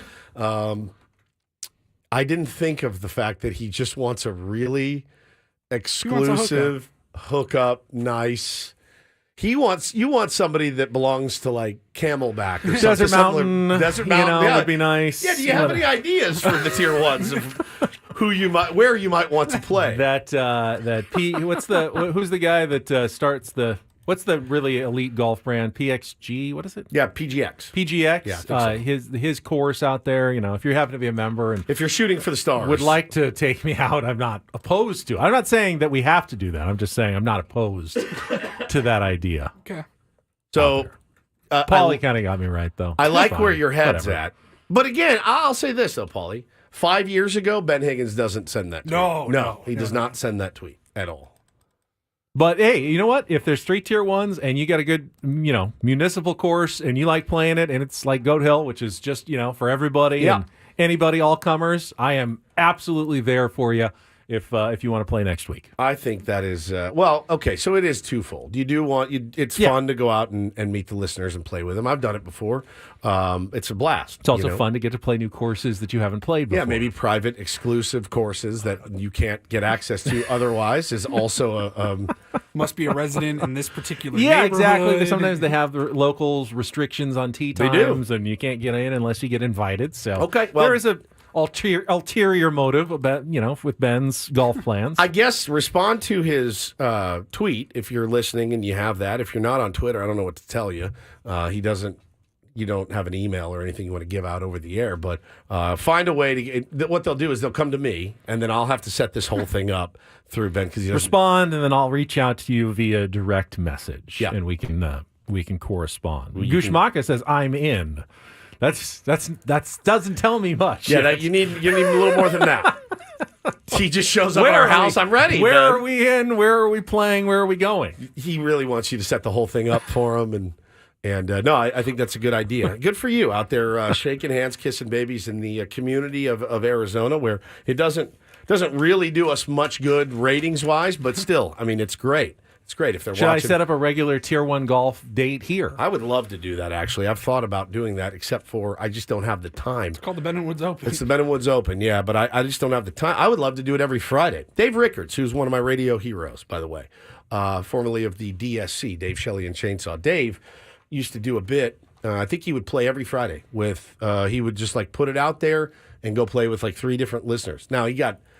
The courses rolled out the red carpet because it was Dave Rickards, and he got hooked up. But he went and played with listeners, I think, every single week. I thought, well, that's one way to game the system. I'm all in. No one loves a good red carpet like Ben Higgins. Nobody, by the way, exactly. Out there, just making that known to golf course operators in San Diego. Indeed. So, did you guys see the reports coming out last night about Fernando Tatis Jr.? I did. So we mentioned this in the open. We have not gotten to it today, but it was reported that Fernando Tatis Jr. and his father have asked permission from the San Diego Padres to continue. He's coming to the end, Ben, of his 20-game allotment. I believe he's played 17 games. I think that number is accurate. And it was picked up, and somebody just tweeted it randomly on Twitter, like breaking news, this is going down. And then they said, then Hector Gomez picked it up as well and said, yes, they have asked permission for him to continue to play throughout the playoffs. And I saw some people responding to the tweet, good idea, bad idea, whatever. Certainly felt like it.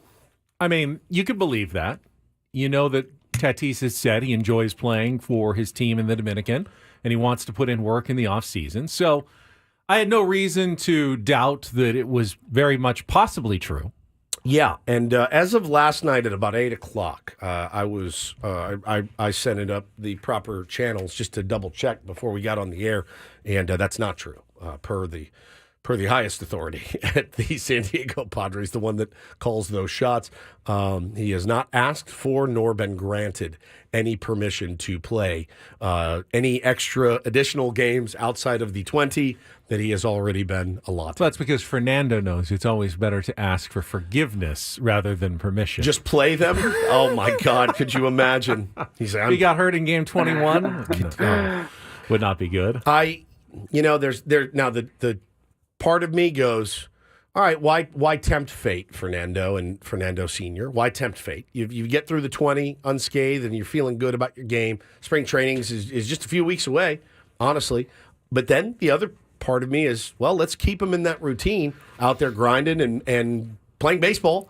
It's harder to Missed a lot of games. Missed a lot of games. Harder to get in trouble being a part of a team out there playing baseball than it is left to your own devices. Is it weird that it kind of matters to me that if Fernando's reasoning is, I really like the work I'm putting in, I want to keep that momentum going right into spring training, and I think the best way for me to do it is by playing games, I'm going, okay, I don't have a big problem with that. If his motive is, hey, I've been with these guys for 3 weeks. I want to help them win the championship and deliver them a title for my dad, and that's his motivation. I'm like, no.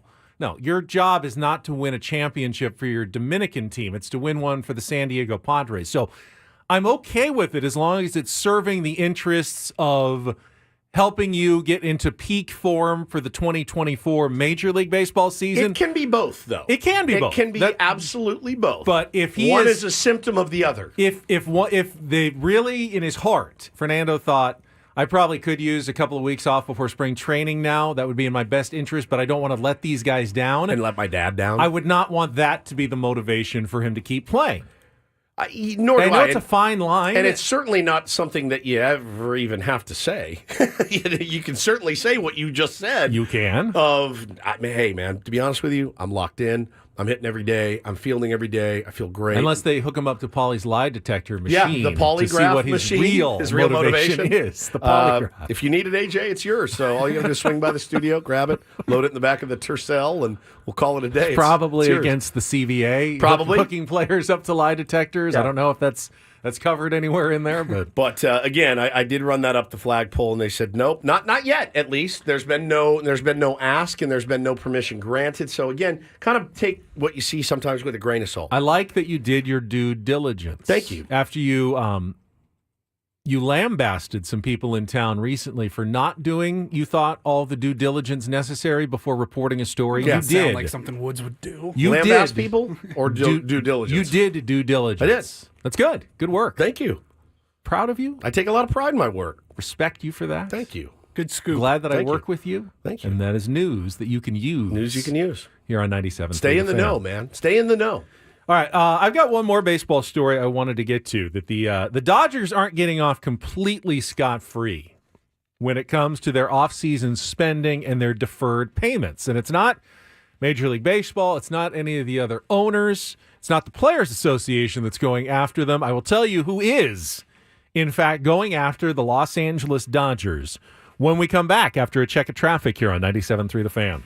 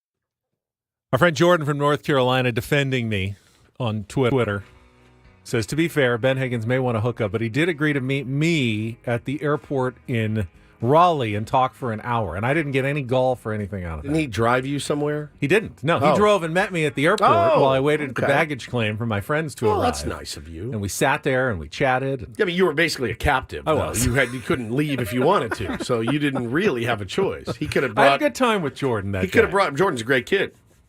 He could have brought anybody he wanted to, and he done anything to you. You weren't leaving. That's true. You couldn't. I had to sit there and wait no matter what for an hour, so I just acquiesced and I said, sure, Jordan, if you want to come by the Raleigh airport and just sit with me for an hour, I am game to do that to pass the time. And he did. Sat there on a little bench in the airport. Shooting the breeze. We shot the breeze. And then my friends arrived and Jordan left, and I went off to Pinehurst for my vacation last year. It's a great vacation, wasn't it? It was a very nice vacation. Yep. I did not play well, and I would like to go back sometime when I was playing a little bit better golf at I hear that you. time. I hear you. It's the story of my life. So the story about Shohei Ohtani, we know that Major League Baseball isn't going to do anything about the deferred payments for him or Yoshinobu Yamamoto or Teoscar Hernandez. That's the one that I'm like, what is happening? That doesn't surprise me at all. A one-year deal. You're deferring $8 million over like 10 years. Yeah. Crazy. What the hell? And I'm not surprised Major League Baseball isn't doing anything about it because they can't. It's the CBA is the CBA, and they can't change it. Same with the Players Union. I'm a little surprised that we haven't heard some more, at least consternation, hand-wringing from some of the other owners, the Dick Manforts of the world, going, hey, this isn't really competitively fair for the rest of us. Not a word. We could have offered Shohei the same thing, but he wouldn't have never taken it or probably agreed to it in Colorado. National media is glazing this move, glazing all their moves. I mean, it is bananas. But there is one entity that is standing up to the Los Angeles Dodgers. It's the controller for the state of California, Malia Cohen, who released a statement yesterday calling on Congress to narrow a loophole that could allow Shohei Ohtani to avoid tens of millions of dollars of state taxes when that deferred money comes to fruition, and the Dodgers do have to pay it. The thinking goes is that Shohei Ohtani will play out his career with the Dodgers, make his $2 million a year every single year. We'll pay his $20 million or whatever. We'll pay his taxes on his $2 million because you can't ask someone to pay taxes on money they haven't earned yet. So he'll pay whatever the taxes are on $2 million, state taxes, federal taxes. And then by the time the contract ends, the thinking is he will move back to Japan or out of California to a state with a lower tax threshold. And when he gets those checks, which are, payment checks, employment checks from the Dodgers, he will be taxed again, but at a much lower rate depending on where he is living. And Malia Cohen says the current tax system allows for unlimited deferrals for those fortunate enough to be in the highest tax brackets, creating a significant imbalance in the tax structure.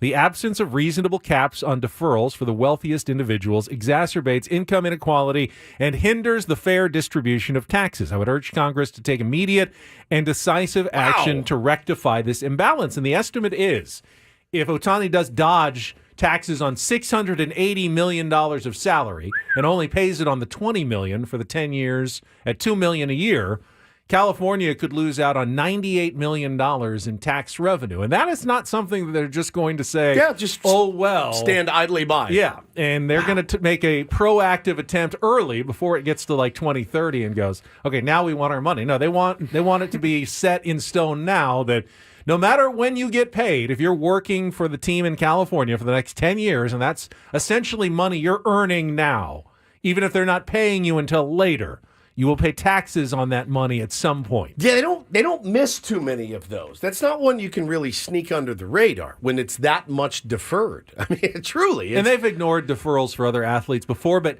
it's never been anything like this. It's been, all right, if you add it all up, he's deferring $15 million of his contract, and then over those years, it might end up being $1 million in taxes at some point. It's not nothing, but it's not $98 million. That's part of like a budget that you can look into for a year is $98 million. So they're looking at this early and going, Dodgers, you're you're sneaking around at least one system. And if it's not the Major League Baseball competitive balance tax, the luxury tax, which you are sidestepping, you're certainly sidestepping the spirit of the tax laws in the state in which you do business and the state in which Shohei Ohtani will reside and do the primary amount of his work in every single year. 81 home games plus all road games against the Padres, Giants, Angels, A's, if they play them, will all be taking place in the state of California. It makes sense. I mean, I hate cheering for taxation. That is really I mean, who was a big fan of go taxation? Get his ass, government. And he doesn't even get representation. I don't think he's a citizen. He doesn't get to vote or anything. So this is taxation without representation. Wow. But look at you. California is saying, no, we want our taste. Yeah, I mean, as somebody that lives here and pays exorbitant taxes as well, I'm like, hey, we just kind of want other people to have to do it as well. Yeah, exactly. Like, if I'm miserable, you also get to be miserable. I mean, Odyssey probably would have let us defer our salaries for a decade. I just don't know that we would have trusted that they would have been around when it was time to pay feels us. like a low blow after all the news of yesterday and stuff. But we're doing good. No, everything's good. Everything's good. Everything, it was all good reports yesterday. We are definitely on an upward climb. Adam just texted me, kill Ben. You got his mic. Spencer put in the chat, I like taxes, Ben. I like taxes.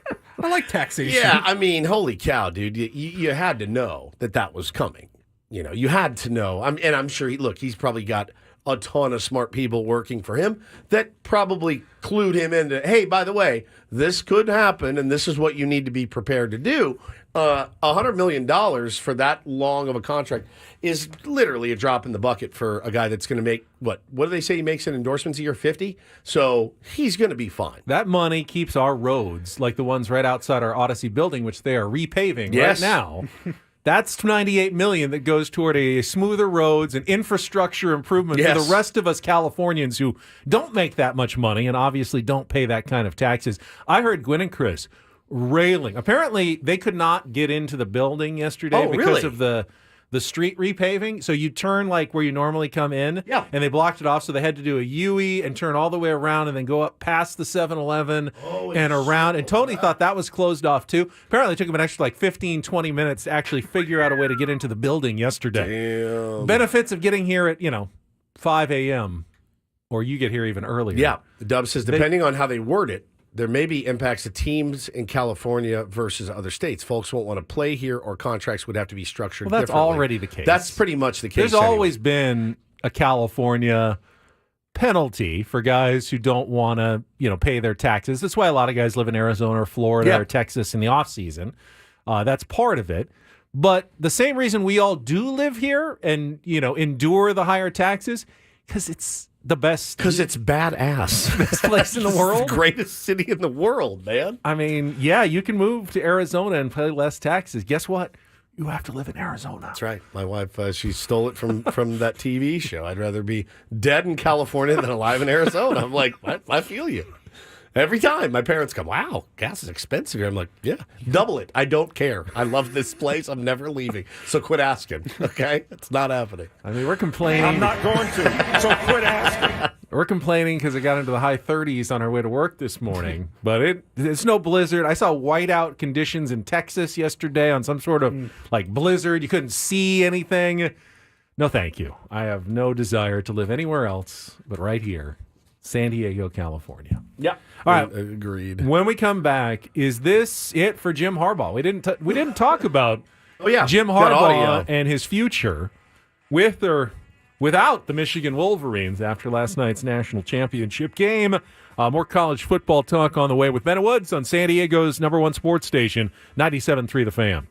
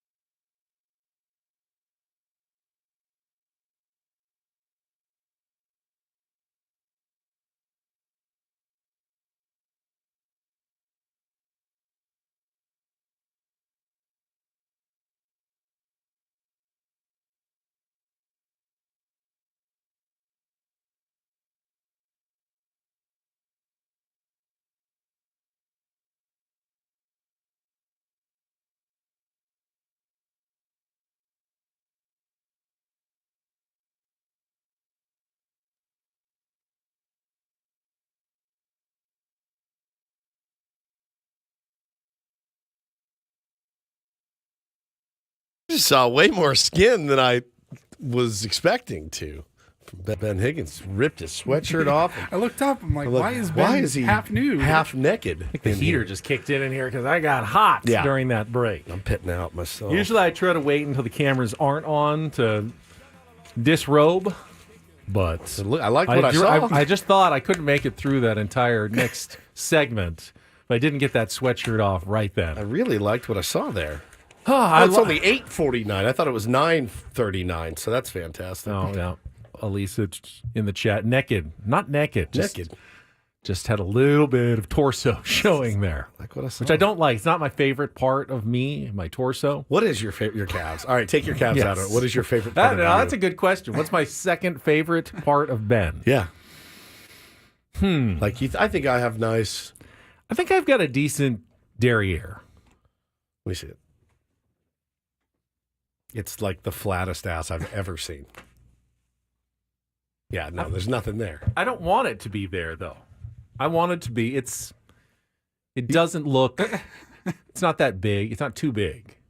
I know people like big butts, but I don't like big butts. You like small derriere. I do, as you've mentioned many times. And I feel like I have a nice, small, for as big as I flat, am, though. Yeah. And I like that. You do? Yeah. Like a shovel butt. Not like I got apple bottom or anything either over here, but it's weird. I know some people work very hard at trying to create some roundness in there. True. Squats. I like big butts. Yeah, squats and lunges and things like that. I like more of a small derriere. That's true. I have body dysmorphia, so there's literally not one part of my face, body that I enjoy at all. Not one. I think my nose is very normal shaped. No, it's not. A little big. Is it big? Yeah, a little bit. I thought it wasn't too big. Yeah, it looks big a little. Nose. Hey, sorry. Like I said, little. Look at me again. There's like a lump here in the side of it. It's character. Okay. Yeah, you look like Carl Malden, which is a good. Everybody wants to look like Carl Malden. Not a big fan of my neck. I hate my chins and my lack of neck. I really have the dysmorphia. I look in the mirror, I'm like, you are hideous. My arms are a tad scrawny compared to the rest of my body, so I'm not a huge fan of the arms. I have a gut. I have skinny bird legs. I have no calves. At least you have the calves. I have no calves. Your calves are incredible. That's really one with a bullet there. Yeah, number one with a bullet for sure. All right. What was I going to... I wanted to say, looking forward to 2:40 this afternoon when Michael King, new Padres pitcher, acquired from the Yankees in the Juan Soto trade, is scheduled to join the Gwynn and Chris program. So we will get our first conversation on the airwaves here with Michael King. Hey. Hope you're ready, buddy. We're going to need you really big next year. Really big. And congratulations to their producer, Matt Scraby, who had his first Scraby show. How did it go? Yesterday. Now, listen. I didn't hear. I was on TV at the time, so I did not get to hear the Scraby program yesterday. I don't even know what it's actually called. I think it's called the Scraby Show. The Scraby Show. So it was an odd day to start in that you're right there against the national championship game, the last college football game. If it were me, if I were Scrabes, I would have said, you know when I'm going to start that bad boy? I'm going to start it on Tuesday night. I'm not going to do it on Monday night. I'm going to start it on Tuesday night. Was he just doing play-by-play? Yeah, right. And here's the handoff to Comer. Penix is sacked for a loss. Behind the line. He's wide open. He missed the throw. But good for him. I respect the grind and the hustle for Scrabes. And I it's a lot. That's a lot of work to do the 4-hour show with Quinn and Chris and then be like, all right, see you buttholes later. I'm going to go do an hour by myself. I believe he was on camera for it. Oh, yeah. And I believe he was solo, on the board solo. Doing That's impressive. That is impressive. Easy to do. It is not fun to do. Yeah, when you see Colin Cowherd up there, he's not running his own board. Stephen A. Smith not running his own board. That is a massive undertaking to do. And that means I did it, we but now as a have, DJ. Yeah, and that means we now have 13 straight hours of YouTube streaming now every single day. That's awesome. Here on 97.3 The Fan. Yeah, doing everything great. by himself. Holy cow. I love this idea, too. Somebody had said this before. You guys had done a couple of the producer show, Paulie, Braden, and Scravey. But you have to... when you're in mornings, your schedule's just jacked. There's no time that Scraden. Brady. Amalgamation of all of our producers. Scraden, by the way. Scravey and Braden and Paulie. It's not like they're going to come in and be like, hey, do you guys want to roll in? We'll do it from 5 to 6 before we get started. No. And you don't want to stay till, you don't want to come back here at 7 o'clock at night. It's just not going to happen. Be honest, though, with me here. If Matt Scravey was your producer, you would wonder, are you saving some of your best stuff now for your show? After our 4-hour show. I think, okay, I will say this. That does get tough. It does get tough. And because I remember chewing Paulie out for a brilliant podcast episode he did. I go, where's this been? This was like 4 years ago. I go, where's that gold been on our show, right? So, yeah, you don't like to share the wares, right? You want all the gold for your own show. But I think now we're at a point, if Paulie said, I have an itch that needs to be scratched, I'd go, have a ball. Just don't let anything fall out of place here. Like, Scravey's got 3 guests on his show. Dude, I would murder you. And Chris have no guests that day. Guys, it's the only time they could do it. I'm sorry. Yes, Tom Brady is coming on. I couldn't get him. I'm happy. Well, I'm happy to cut clips of it. We can play it tomorrow on our show. I would freak out. Paulie's like, I'm joined by Fernando Tatis Jr. live from the Dominican tonight. So, Fernando, tell me your thoughts. What were you looking for there on that pitch? I would flip out. I would absolutely flip out. The topic wheel on our show for 3 hours. We're sitting just dying for content. What is your favorite movie? Favorite dessert? Well, he's joined by President and CEO Eric Grupner. We got AJ Preller coming up next, and we'll be joined by Manny Machado to wrap up the show for our weekly hit that I brought to you by sponsor, Soapy Joe's Car Wash. Bro, I would flip out. Paulie's selling T-shirts and stuff. I'd lose my mind. Of course I would. Yeah, I thought so. Now, I think... But I do, I certainly appreciate guys wanting to get better at their craft. I really do. And that's what Paulie, dude, is that's when I was talking to my wife about it.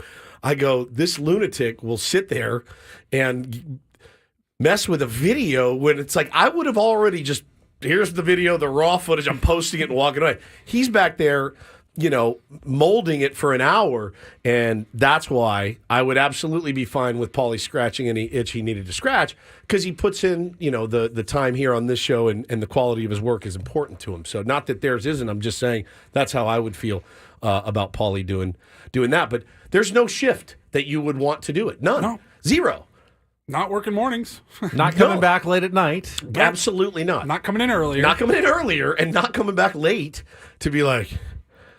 Yes. I mean, the Padres need an outfielder. If you asked Adam, he would set up weekends with Paulie Reindl, but you don't want to give up your weekends either. Right. No. Of course not. Unless there was significant yeah. I do like the idea of the Scraden show. The Scravey and Braden. Scraden. How do we get Paul in there? It doesn't work. I can't. I was trying to think the entire time. How can I meld all 3 of their names? It's impossible to do. But congrats. That's your task. Scroldren. No, it doesn't work. Just congratulations, Scraves. Keep it up. That's really good stuff. All right. So was last night the final? Scrolden. Was last night? Just said that. The Scrolden show. This is fantastic. Was last night the final night of Jim Harbaugh's Michigan coaching career? We'll get to that right after a check of traffic here on 97.3 The Fan. From the 97.3 The Fan Traffic Center, here's Kelly Danick. Traffic is sponsored by Valvoline Instant Drive-Thru Oil Change, your 15-minute instant drive-thru oil change. Guys, we're seeing plenty of activity on our roads this morning. Crash has cleared from lanes on southbound 15 before Deer Springs Road, but we're still seeing single-digit speeds in the residual of all that. Accident has cleared on the coastline southbound 5 near Santa Fe Drive. Now, traveling on the northbound 5 right past the 8. There is a collision. Looks like that is in the second lane from the left. It's going to find on northbound 805 near the King Freeway an accident blocking the HOV lane, and now northbound 125 right at the East 8 connector ramp, a collision. Stop by any of the 30 San Diego Valvoline Instant Drive-Thru Oil Change Centers. You don't have to get out of your car, and it usually only takes 15 minutes or less. Visit SoCalOilChange.com for discounts, locations nearest you. Valvoline Oil Change Centers are open 7 days a week. I'm Kelly Danik with Ben and Woods, San Diego's #1 sports station, 97.3 The Fan. And this hour of Ben and Woods is brought to you by Soapy Joe's. Big news from Soapy Joe's Chief Bubble Officer Tony Gwynn Jr. Have you heard you can create 4 customized ball cards with Tony Gwynn Jr. through the Soapy Joe's Car Wash AR game and win amazing prizes? Visit SoapyJoe'sCarWash.com for more details. Soapy Joe's is good, clean, fun. So last night, the speculation continued to run rampant that Jim Harbaugh is going to go out as a national championship winner and step away from Michigan to take an NFL job. We talked with Amy Trask earlier about potentially the Raiders being interested. The Chargers have certainly been linked to some rumors involving Jim Harbaugh coming back to the NFL. He got to a Super Bowl, right, with the 49ers when he was the coach. He did not win one. His brother has a title. They certainly showed John Harbaugh and his dad, Jack Harbaugh, enough on the telecast last night. Will he try to scratch that itch and return to the NFL, leaving Michigan? And I was convinced that this story was just not as, was blown up beyond what it should have been. I couldn't understand why would Jim Harbaugh leave a situation like Michigan when the NFL game is much harder to have consistent success than a big-time college football program. But the college football is getting harder by the day. But you just won a national championship. You've got as much leeway, a 10-year window of cachet you're ever going to have at Michigan. You know, retread coaches that haven't won as much as he would. They have cachet in college football. You're absolutely right. Is this the time you would ever think about stepping away? I'm sure you can get whatever extension you want from Michigan. They probably pay you as much or more than you would make in the NFL. Why would you leave if you're Jim Harbaugh? And that was going to be my take. This was all just some sort of smokescreen. He likes the attention, I'm sure. It's Jim Harbaugh. Likes stirring things up. Man. Who doesn't? Having people talk about him. But ultimately, like last year when he was rumored to be going to Minnesota, it's leverage, but I think ultimately I thought he was going to decide to return. Now I'm not so sure, because as I thought about it, he's climbed to the top of the mountain. And there's nowhere to go but down. And by the way, he almost certainly will. It's college football. You know, even Nick Saban, even Dabo Swinney, even Kirby Smart. You know, you get to the top of the mountain. Staying there is very, very difficult in college football. It's possible that Jim Harbaugh is motivated by different things and would really like to try his hand again at winning that Super Bowl ring and getting that championship. So all of a sudden, I started doubting myself and going, maybe he really is leaving and coming back to the NFL. Now, where? I think going to the Chargers for him would be a mistake. Yes, they've got a quarterback, and everyone says, oh, that's the best job out there because you've got Justin Herbert. You've also got Justin Herbert going into a massive new deal that's going to impact your salary cap space. And their cap is toast. And you don't have much around him. You might be losing Keenan Allen. You're going to have to draft really well. You don't know who the GM is. I don't think they're going to give you complete control because the Spanoses never do. I don't know that that's the best place for him, but the more I thought about it, the more I talked myself into the fact that maybe he is actually coming to the NFL and wants to go out on a high note with that legacy. Yeah, the Raiders are another team that's been mentioned, but I don't know how much that ship has. I think it's more stable now than it's been in many, many years. But I think Antonio Pierce is probably the right guy for that job, and I think the players there really responded to him. They really liked him. They're in his corner. You don't want to mess with that. Now, I understand. How many times have we seen it? Who was the guy that got let go for Urban Meyer, Ben, in Florida? Not at Florida, but at for the Jags. Oh, who was the coach of the Jags at the time? They brought in Urban Meyer, and I'm not saying that Jim Harbaugh is anything like Urban Meyer. I'm just saying it doesn't always work that way. If you bring in, the flashiest... Doug Marrone. Okay, just to bring in the flashy head coach, that Urban Meyer lost the locker room in like 6 weeks. I mean, he was done. He was done before he even got started. So I don't know, man. I think in order for him to leave, it has to be a perfect situation. The Chargers situation is not a perfect situation. Just because you have a good quarterback, you have to have a line around him. You have to have talent around him. Your cap space is nil. They've gone all in, and it hasn't worked out for them. It's not an ideal situation. Here's the other side of it that I don't hear people talking about as much. If you're Michigan, are you that sad to see him go? Probably not. Because you've already got Sharon Moore, who I would assume is going right into that head coaching job.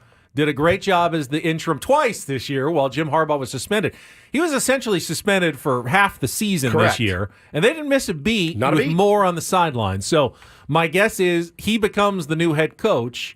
You lose some of the drama that is Jim Harbaugh. Maybe keep the good things that you liked anyway. Some of the money. And you just say, thank you so much, coach, and you leave on really good terms and, come back and be a celebrity and come to the sidelines whenever your career is done, and we're going to love you forever. But go ahead, take that NFL job. And they can't really say that ever out loud. He just won a national championship. And if he says, I would like to be a Michigan Wolverine for life, they're going to have to make it happen. And I think that's the thing that Nick Saban tried his hand, it didn't work. And then it's been pretty obvious he's going to stay the head football coach at Alabama until he decides that he's not. And I think that therein lies the difference. He's not being courted by the Miami Dolphins or anybody else every single year anymore, Ben, because he's made it clear he's the head coach of Alabama. Jim Harbaugh has not done that. He has not said, no, I'm a Michigan man through and through, and I'm going to stay here until the wheels come off. You're going to have to put up with this every year with him, contract or not. I mean, he can still walk away at any time. Like, if an NFL job that he wants comes calling, you have to live in that space where he may walk. He did get asked about it after the game last night. We'll give you that audio before the Reindl Report at the top of the hour coming up from Jim Harbaugh. And we'll probably know in the next, I would think, week or so, one way or another, he's going to have to make a decision because those NFL jobs are going to get filled if that's where he's going. So we'll come back, final hour, headlines from Paulie, all coming up next with Ben Woods on San Diego's #1 sports station, 97.3 The Fan.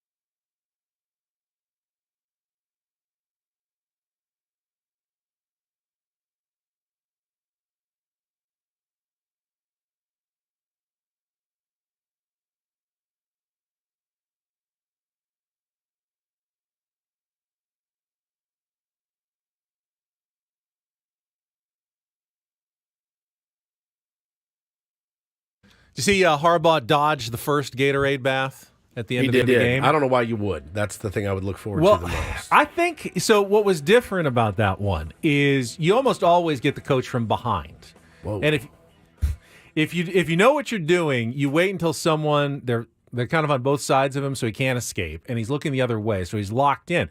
They approached him, and he was facing it, so he saw it coming. I think anyone's natural reaction when you see someone's about to dump an icy bucket of something on you, even if you know it's with the best of intentions and it's part of a traditional celebration, you're going to try to dodge it. So they had to get another Gatorade bucket full of blue Gatorade and got him later when he was distracted by an interview, and they did, in fact, get him from behind. Yes, they did. So after the game, Jim Harbaugh was asked, and you knew he wasn't going to say much about it, but was asked about a potential future in the NFL and seeing if he could join his brother, John, winning that Super Bowl ring. And all those accomplishments in the big person's table, would you want to add winning a Super Bowl to that? I just want to enjoy this. And I hope you give me that,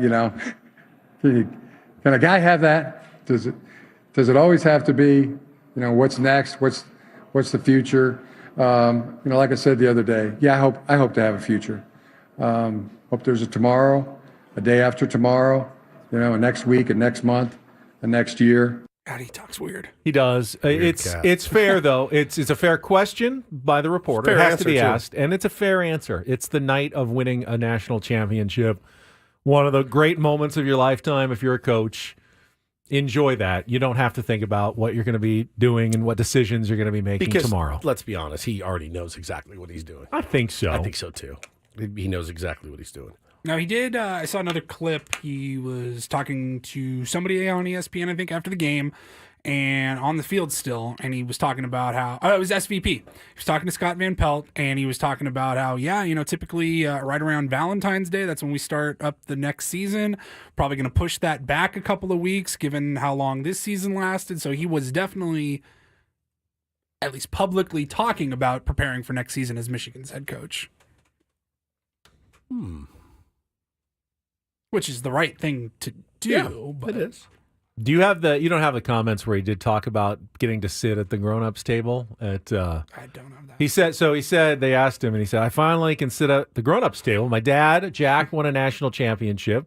My brother, John, won a Super Bowl, and I always had to sit at like the kids' table because I hadn't won any championships. Now I get to join the rest of my family at the grown-ups table over the holidays because I have my national championship. Yeah, got his natty. It's a big one. It's an impressive family. They're weird. Well, who has it better than us? And they had dad, screamed into the microphone and blew it completely out at NRG Stadium.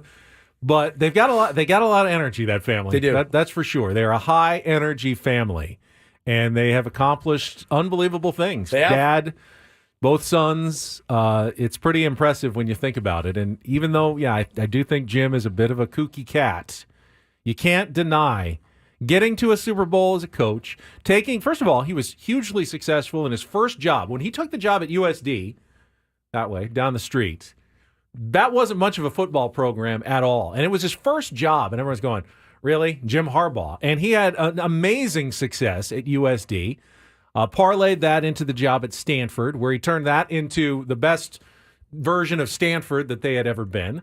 Got the 49ers to a Super Bowl, and then went to Michigan and now has won a national title. You can't deny he has had success. No doubt. A lot of success everywhere he has been as coach. Now, it wasn't always instantaneous, and at Michigan it took a few years. They lost to Ohio State enough times that people were thinking that he was going to lose his job, but they were patient enough with him, and he ended up having success again at Michigan as well. So if you're an NFL team and you want a proven commodity, Jim Harbaugh is as close as you're going to find to a coach that has pretty much done it everywhere that he has been. At both levels, absolutely.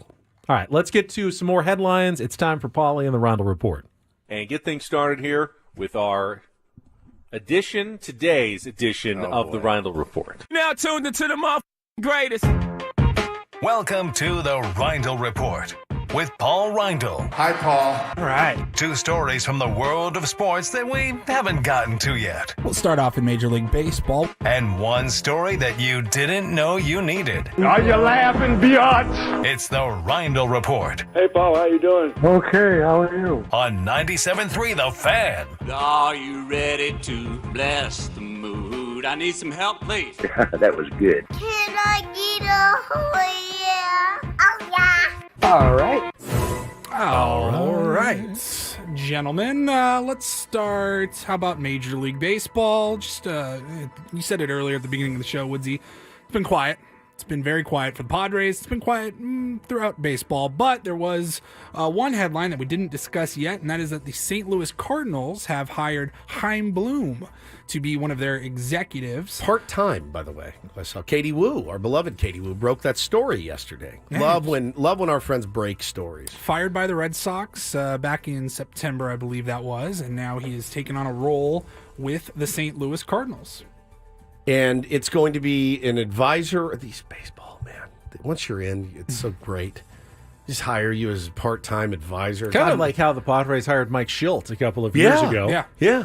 Just God knows. Just get him in the organization somewhere, and then we'll figure out what we're going to do with you. Didn't he kind of work? Schilt kind of worked for Major League Baseball. Kind of worked for the Padres. I don't know. I mean, I know that there are guys like that. Yeah, and then I don't know that they had a total plan with Mike Schilt. I mean, he ended up working with Fernando Tatis Jr. Yep. Then he went with the minor leaguers to see what they were all doing, and then when they needed him to coach third, and come when the coach was out, he could be on a bench. He did a lot of different things. Now I don't think Chaim Bloom is going to end up as the manager of or the the Cardinals. third base coach. Yeah, in a couple that of would years, be a sight. But they may task him around the organization, like have him look at the minor leagues, maybe work on some draft stuff. Well, he did say, look for the Cardinal way. They're a big promote from within type organization, but they did feel it was important to get an outsider's perspective, so they hired him. A very smart guy as well. Didn't have great success in Boston, but I think some of that obviously is on him. Some of that is on ownership. Yeah, I was going to ask kind of where do you throw the blame, I guess? I mean, he was still a highly respected individual. Yep, Chaim absolutely, and made some trades he felt he had to make. The Mookie Betts deal did not work out. I mean, and that's one on the resume that probably doesn't look great. But they wanted a fresh perspective from another organization, and now they got one from 2 because he was with the Rays. And now he's with John Mozeliak, president of Baseball Ops, said, I've known Chaim for a long time and feel that this is a great opportunity for the St. Louis Cardinals. It'll be good to get an outside perspective of our organization from someone who is as well respected as Chaim. Having a fresh set of eyes on all aspects of our baseball operations should be helpful. To me, it sounds like it keeps him in the game, but doesn't tie him up for like a GM job that opens up next year. Right.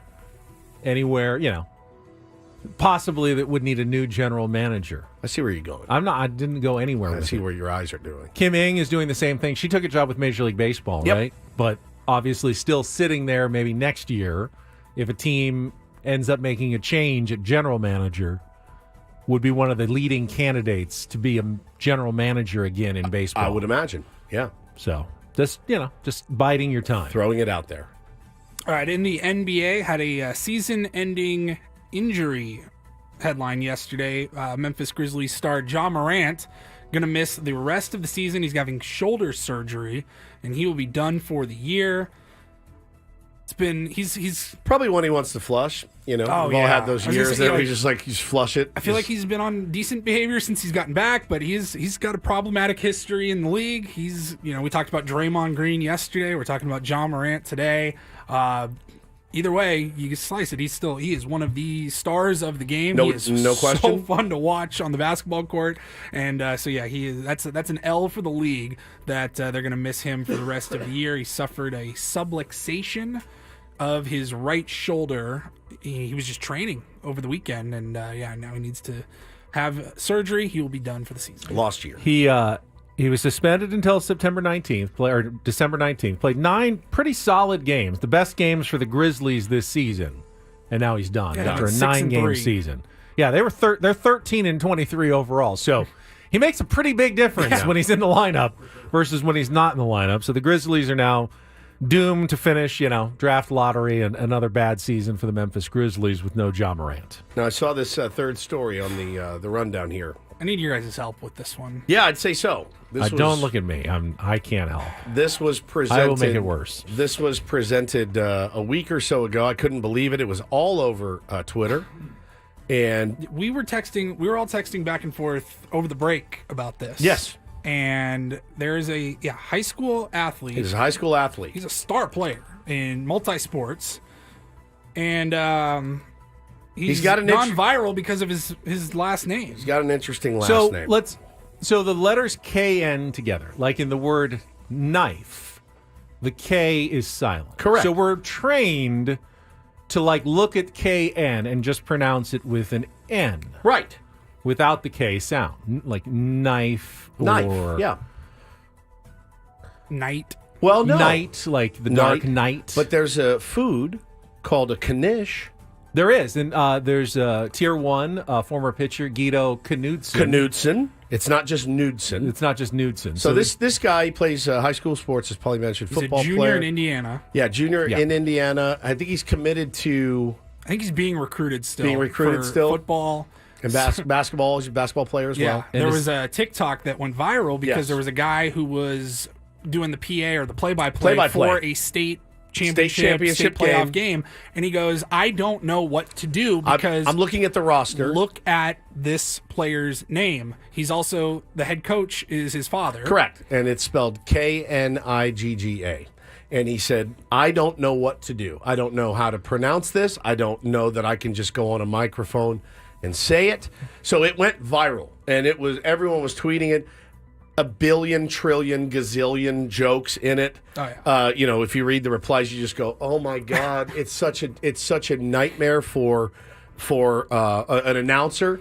But the announcer's like, "What am I going to do? Just not mention the head coach?" Number 53. He's also the star player on defense. He leads the team in sacks or tackles or whatever. Yeah, this isn't some guy. You're going to call everybody else's name and just be like, and that's another sack by number 42. Yes. I think the answer is pretty obvious. What he should have done is what RG3 did. Yes.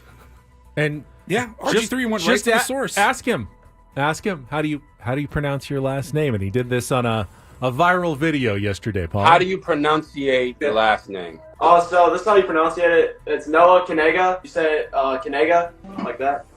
See, that's the key. It's Knigga. There you go. There you go. Now we're vibing. A little bit. I know for some people that might ruin the name. I don't think it ruins the name at all. Anyone ever gotten mad about your last name? I don't think they've gotten mad.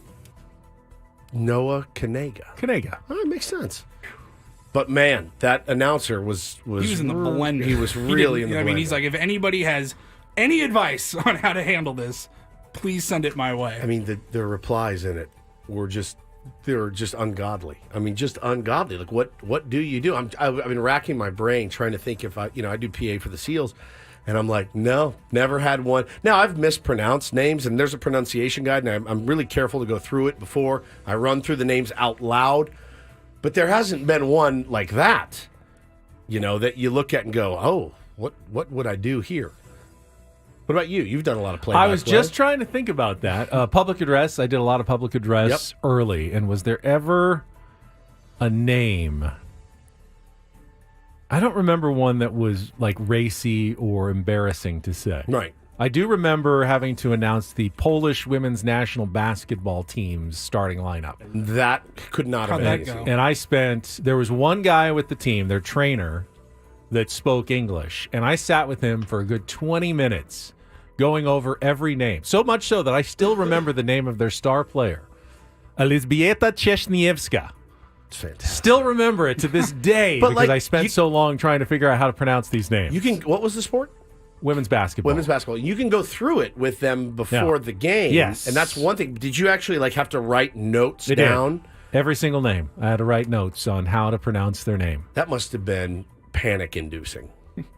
It was a little nerve-wracking. It was at UCSD. I think it was early in the REMAC Arena days, and it was some sort of international basketball event, and I was working the scores table doing PA, Polish national team against Team USA, and I had to go through all of the names. Say it again.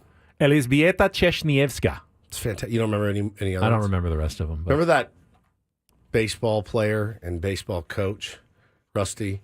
Oh, yeah. I was thinking about that one when we were trying to think of names. Is it Kuntz? Yeah. It was. Twas. Rusty Kuntz. All right. Because that could go different. I think that's when we just change your name, right? Maybe the K is silent and it's just Unz. Unz. Rusty Unz. Now that is an idea. Rusty Unz.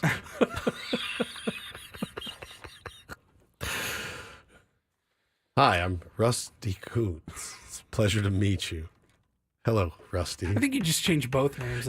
Rusty is usually a nickname for like a redhead.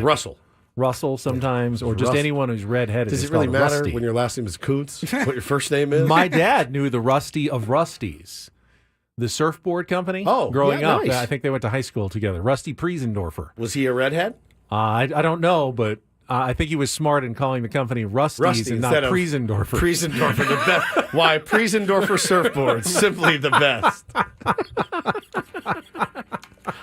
Rusty Untz. Huh. His parents' names were Chet and Willie, by the way. Chet Kuntz and Willie Kuntz. All right. I see people calling in. I'm terrified as to why. Me and you both. 833-288-0973. More Ben and Woods coming up after traffic here on 97.3 The Fan.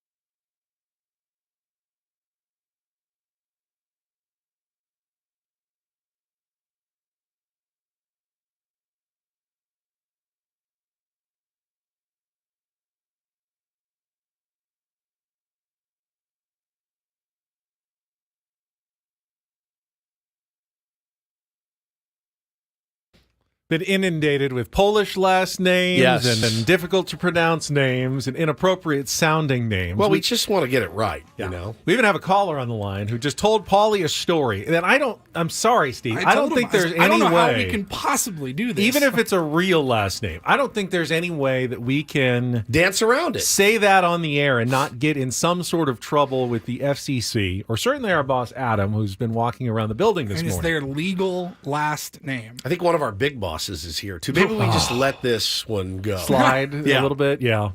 It's a great story. Wish we could tell you. I just don't know how to do it. The Kanega story was tough enough. That was tough to. enough. And we sat on it for like a week, like since we got back or whatever, 10 days or something. We didn't have access to the Kanega family to ask about the pronunciation of their name. RG3 did. Yeah.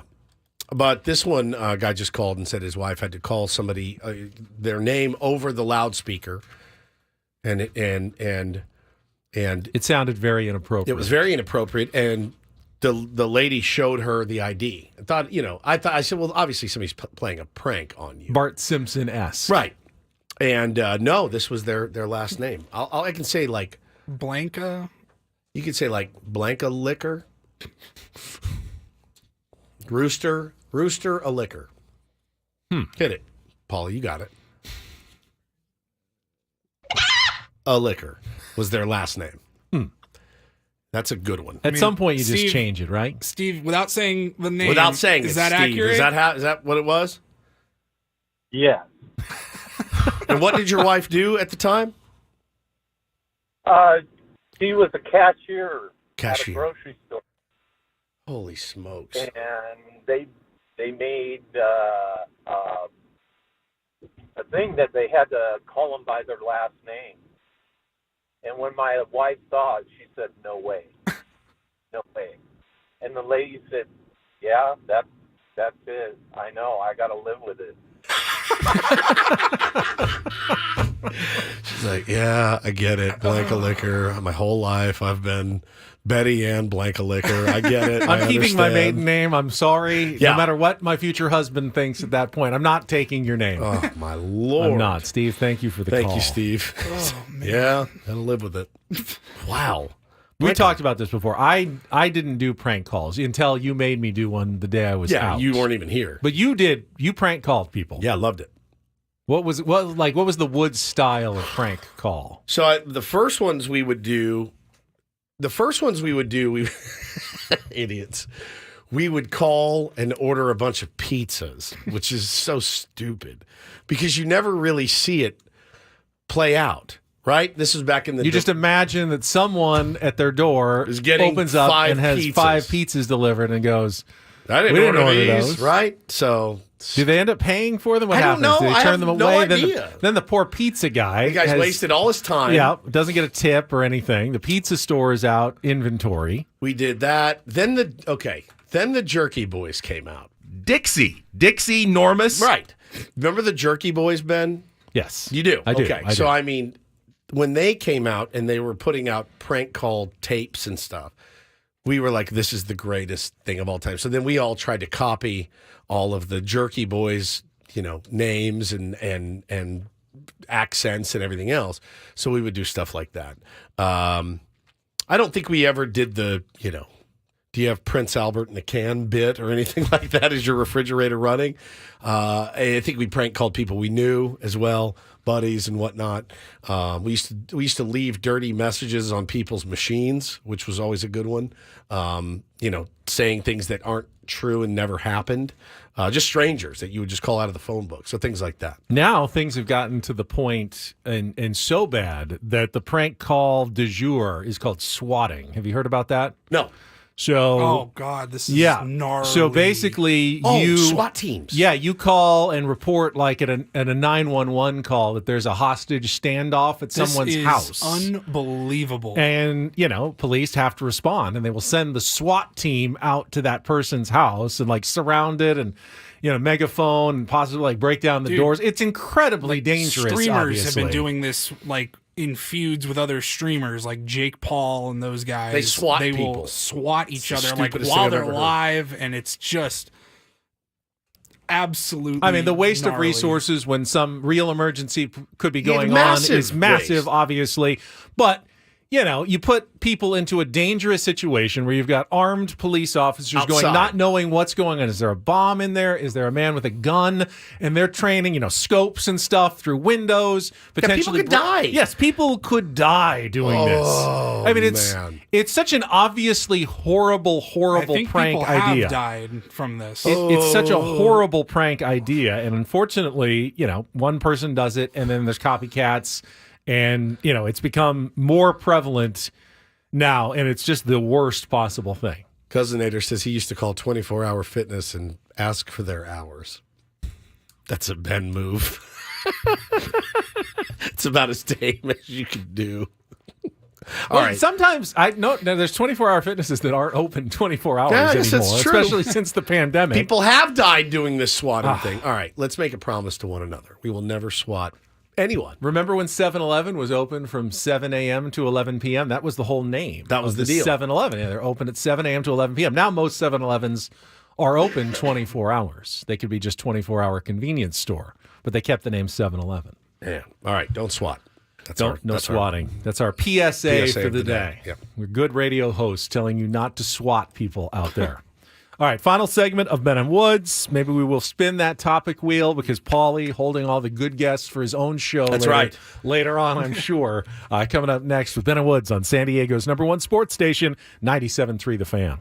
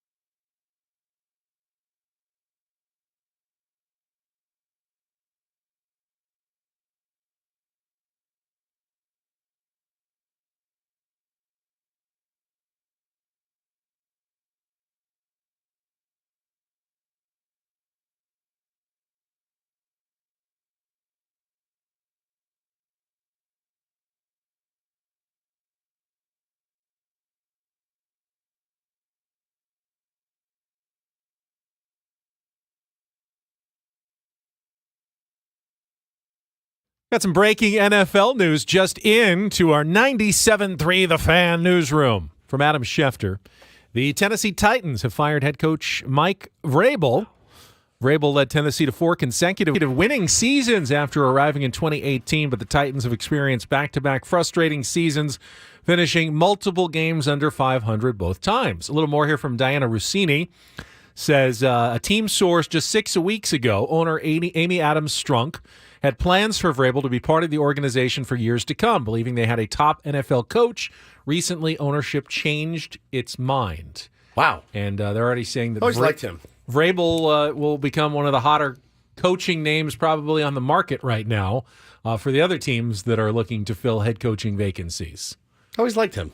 I did too. Don't know why. I just thought Is he it was a good partly coach. because I don't expect much from the Titans, especially when Ryan Tannehill has been their quarterback for the majority of that time, and he was getting them, playing pretty well. They had some decent seasons, good defenses. Seems like he's got a good head on his shoulders. He could Having do Derrick worse. Henry makes anybody look Yeah, pretty that's good. Fair enough. And he may be done too with the Titans. So a completely new look direction coming up for that organization. But we'll see if Vrabel's name goes into the mix.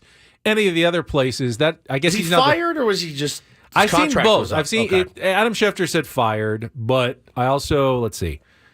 I've seen 6 years they've mutually decided to go their separate ways. I don't know if his contract was up or not. Yeah, but the old you don't want to work here anymore, do you? Yeah. So he's the third coach now since the end of the season, joining Arthur Smith and Ron Rivera to get a pink slip. They waited another day. I wonder how many more are still out there. Bill Belichick almost sounded... it was weird. Yesterday he kind of said, he was asked about, would you give up some personnel control? And yeah, I think about, whatever for the organization. Very un-Bill Belichick-like to actually answer questions and show a little bit of we might be able to do things differently. Maybe my way hasn't always been the exact correct way every single time. Now, listen, I've heard it done in different sports before. I think that I've heard baseball managers before have come into an interview and sat down and said, yeah, sounds good. Your way or the highway. Sounds great. I'm in. Where do I sign? Let's go. Your way is good. We're right. It takes to get the gig. And then you get the gig and you're like, actually, I'm going to do it my way, buddy. So, that's not uncommon really in any job. So I have definitely heard of that happening. I see some surprise here on the Mike Vrabel news, though. Even the insiders of football going, really? Mike Vrabel out? So he's pretty well thought of around the NFL. He's a sharp dude, man. I like him. I don't know why. I do too. There's just something about him I enjoy. I do too. Yeah. I would think there'll be a lot of interest. I did see the Chargers are interviewing Raheem Morris, Ben, and along with another name that you mentioned yesterday, Dan Quinn is on their list, their short list of candidates. I had seen his name, so I didn't pull that out of thin air. He just felt like this feels like a very Chargers type hire. Sure. It's going to be safe. Just proven enough to get the fans to say, okay, I can sort of see it. He went to a Super Bowl, but ultimately would be very unsuccessful as head coach of the Chargers. That's the typical hire for that organization. All right, let's check traffic. We'll wrap things up, show you what's on tap for the rest of the day here on 97.3 The Fan. From the 97.3 The Fan Traffic Center, here's Kelly Danick. Well, the roads are winding down pretty nicely. Crash clearing on northbound 125 at the East 8 connector ramp, and an accident clearing up on northbound 5 just past the 8. I'm Kelly Danick with Ben & Woods, San Diego's #1 sports station, 97.3 The Fan. All right, for more NFL news, you can tune in to Kickoff with Kickoff with Boomer and Valenti. Every Friday, 7 p.m. here on 97.3 The Fan, and always on the free Odyssey app, presented nationally by Casamigos Tequila. Casamigos, brought to you by those who drink it, and by Lowe's. Lowe's knows home improvement. I'm sure they'll break down all of the coaching changes on Friday night after the Matt Scraby show, which will continue today, episode number 2 after Gwen and Chris. We're live and local all the way now from 6 a.m. to 7 p.m., streaming on YouTube. 13 straight hours of 97.3 The Fan, which is very exciting, I think, for all of us here at our station. Yeah, I couldn't agree more. Congratulations to Scrapes. If you got to stay up late tonight to watch San Diego State basketball, CBS Sports Network, 8 o'clock tip-off, which is always, they say 8 o'clock, but the game that is on at 6 o'clock will inevitably run over, which means they'll push the tip time to about 8:10, which means you're probably looking at like a 10:15 end of the game tonight. If you're going to Viejas Arena, then you got to get out of the parking garages, and you're not home until 11:30. That's right. They're on the road. So that's just, at least on TV, you can go straight to bed after the game is over. That's a good point. I will let you fill me in on every detail tomorrow. I will be up. I'll have to stay up until the end to do my highlights for Channel 10 tonight. I will be so dead asleep. But yeah, you don't want to let down now that you're back in the top 20 at number 19 in the rankings yesterday. What's the line, Paulie? That's cute. Okay, let me guess. I would say it's a road game. Aztecs by 7.5. Pulling it up right now. San Diego State, San Jose State, Aztecs by 10.5. 10.5 on the road, double digits.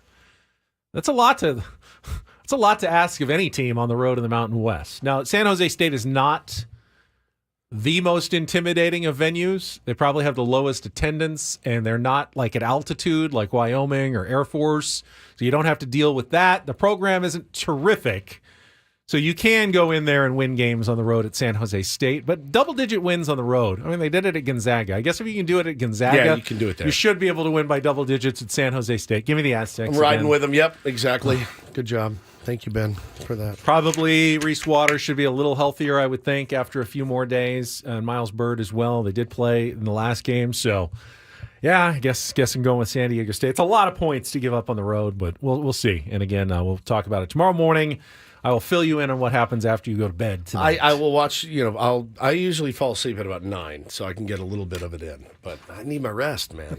I need my rest. Any final thoughts on the national championship game from last night? Just take my opportunity to say congratulations to the insincerely. No, it's sincere. It's hard, man. It's really hard. I mean, every fan of a D1 college football program should know that experience of what it feels like to win a national championship. Benny, I was 13 years old when my beloved Fighting Irish won. And I will never forget that day, that night, my dad letting me stay up early to watch the game, Tony Rice carving up West Virginia. I'll never forget it. The pride I felt the next day of rooting for the national champion. As a 13-year-old, I was so excited. Now, I thought there would be more to come. I will be 49 this year. I don't know that I'll ever see another one. I've resigned myself to that fact, but every fan should know that experience one time. It was awesome. I mean, it was awesome to be a part of, to watch every game. Went to a game that year. Got to meet some of my favorite players. Like it was really special. I know Michigan fans will never let anything taint or cloud this in their minds. But what if the NCAA does come down on Michigan for the sign stealing? It'd be absolutely wild at this point. Recruiting punishments and coaching suspensions going forward. I hate Will it be tainted at all? Because the wins that mattered, and on, let's be honest, Michigan wasn't losing most of their games this season with or without the sign stealing. Right. They were just way better than the teams they were playing. Everyone in the end of the season knew what was up. If they had to, they changed their signs. They were well prepared for it. They legitimately beat Ohio State. They legitimately beat Alabama, and then they legitimately beat Washington in the title game. And I don't think anyone can argue that. So I do think they are a legitimate national titleist. But if it comes out and there's punishments and everything, does it taint or cloud the championship in your mind at all? No, it doesn't. And, you're talking to somebody that was pretty tough on the Astros when all this stuff went down. The time does heal all wounds, certainly, in that respect. You heard the same thing about the Astros. Oh, well, we actually didn't do it in the playoffs, and we didn't do it here, and we didn't do it there, and every team was doing it. I think there's probably some validity, Ben, to every team cutting some sort of corner somehow, some way. Michigan's going to have a target on their back. They had a target on their back all season. They beat every single team in front of them. They really did. They had a target on their back from day one. So there was some adversity. They did create that adversity, but they did overcome that adversity. So what they did last night was massively impressive. There's also no controversy as far as like whether they deserve to be there. Right. You know what I mean? Like, there was the scandal, yes, but they still took care of business on the field. Yeah. And they beat some really good teams. Just like the Astros did. One thing that did bother me. If Michigan goes and wins another one in the next couple of years, that kind of just is like, hey, they're just a really good program. Good program. One thing that did bother me last night after the game when it was brought up to Jim Harbaugh, he said something to the effect of, he said, we're innocent. All right, well, if you're innocent, why did you fire your assistant coach? Why did you drop the lawsuit? You didn't act like an innocent organization with your response to the accusations. Now, if you want to say everybody's doing it, if you want to say we didn't really think that was a violation, we had a different interpretation of the rules, but you can't just say you're innocent and then fire someone. If I'm that person, if I'm Connor Stallions, I'm going, if you think you're innocent, then I'm filing a lawsuit because why did I get fired for not doing anything wrong at all? Is he like the biggest Michigan cuck of all time where he's just like, more, just keep, whatever you guys need to do. Like, you need a scapegoat? I'll do it. I'll do it. I'll pay, Blame by the me. way. Yeah, like there's records of his own money and stuff. But you can't say you're innocent while doing the things that a guilty organization does, like shift blame, fire people, change your Suspend methods people. and procedures, accept a 3-game suspension. That's not what totally innocent teams do. So you're not innocent. You may have an explanation. You may have a reasoning behind it. But you can't just say, we didn't do anything at all. We're totally innocent in this. No, that's not true. I don't think that there will be any fallout from this. I don't think there's. The NCAA is investigating. Right. The reason the Big Ten got all upset and they decided on this kind of half measure of Harbaugh being suspended those last 3 games of the regular season. But that was never the final punishment. The NCAA will determine if more needs to be added, if that was enough in the end, or if there needs to be additional penalties levied on Michigan. And when that happens, and if it does, there will be people who cry, tainted national championship. Hey, there's an asterisk on Michigan's title. I won't be one of them. I won't. I mean, it's. I don't think so either. Sports have the games that truly mattered. I feel like they won legitimately. I do too, and I think that I think sports just turn you into a natural cynic. You're just cynical by nature if you're a sports fan. But they went out, they won the games. Congratulations to them. Saw a lot of Washington people. Oh, the fix is in. Yeah. Well, I mean, look, you want to talk about the officiating? That's a whole different story. The officiating was terrible last night, and Michigan got a lot of calls. But I'm saying there was no fix. No, right. Michael Penix also missed a dozen throws that could have changed the course of that game. Jim Harbaugh, Connor Stallions, or the refs did not make Michael Penix Jr. Just airmail balls. Just completely sail the ball 30 feet over somebody's head. Skip balls into the dirt. It was just not his best night, and he picked a really bad time to have his worst night. He plays like he did against Texas. Yeah, I think Washington wins that game. I do too. I really do. I really do. They look like different quarterbacks. I think Paulie pointed it out earlier, but Washington and Michigan will play early next season as conference rivals in the Big Ten. On that schedule will be one of the marquee games early in the 2024 season coming up, and you'll have all kinds of different matchups now. I mean, college football's landscape now is completely different. It's going to be amazing. As it was a couple of days ago. It's going to be amazing. To track. It is hard to remember. It is, and you're also going to have a different sense of purpose if you're one of the college football teams. We can actually get into a 12-team playoff. We could potentially have an opportunity to compete for a national championship, which is how many teams, Ben, went into spring practice knowing we have no shot? We could win 100-0 every single game, and we're not getting a look for the national title. I think we're also going to have to come to grips with the fact that, with 18-team conferences, and I think that's what the Big Ten will be next season, and the SEC continuing to grow with the addition of Texas and Oklahoma. The ACC is picking up Stanford. It's going to be amazing. Cal. The Big 12 is adding, obviously, the rest of the Pac-12 schools. It's not really one conference anymore. It'll be under one banner, but you won't be able to play everybody even close in your conference. No. There'll be conference teams on the other side of your conference that you won't play for years unless you meet in like a conference championship game. So just because teams are in the same conference now doesn't mean they ever actually get to play each other unless they're rivals or they're like in the same division. So essentially there's sub-conferences now under the big conferences, and we're going to have to look at it as such. Yeah, I know Michigan and Ohio State will continue to play, and you'll play some of the teams, but the scheduling's got to be an absolute nightmare. An absolute nightmare fuel to figure this thing out, and then it's going to shake out at who's deserving of the top 12. Who was that 13th team left out? That deserved to be there? Because now you could finish third or fourth in your conference and still have a legitimate claim to get to the college football playoff. Like, we were in a really good conference. We were in the tough side of the division. I know we finished fourth, but I think fourth place in our division is good enough. We lost twice, and we lost to the number one team by a field goal. At least number 12 in the country that we should get in. It's going to be a very complicated selection process for those 12 teams. And we love chaos, and chaos reigns supreme in college athletics, especially football, basketball too sometimes, but that's what we absolutely love. It gives us a ton to talk about, but I think the thing that makes me most sad, not Michigan winning a national title, it's the fact that college football is now over. And while I agree it's better, and I'd rather be debating 12 versus 13 than 4 versus 5, and which undefeated team gets left out, you're exponentially increasing. Like the 2 and 3 loss teams, there's always a lot of 2 and 3 loss teams that will all be in the mix. So you'll have arguments, probably like 7 or 8 teams that are all thinking they should be in the end. It won't be just the Florida State or the one Georgia that gets left out. There'll be a lot of teams that are clamoring for one of those 12 spots. I know we had 3 losses, but we're better than that 2-loss team because we played a tougher schedule. You'll hear a lot of those kind of arguments going forward. I cannot wait for it. I think it's going to be. Now, listen, I understand. Who knows? Maybe a 4-loss team gets in. If you play in a tough enough conference, you have good enough wins. I wonder if we'll see a 4-loss team in a college football playoff. The SEC is going to be nasty.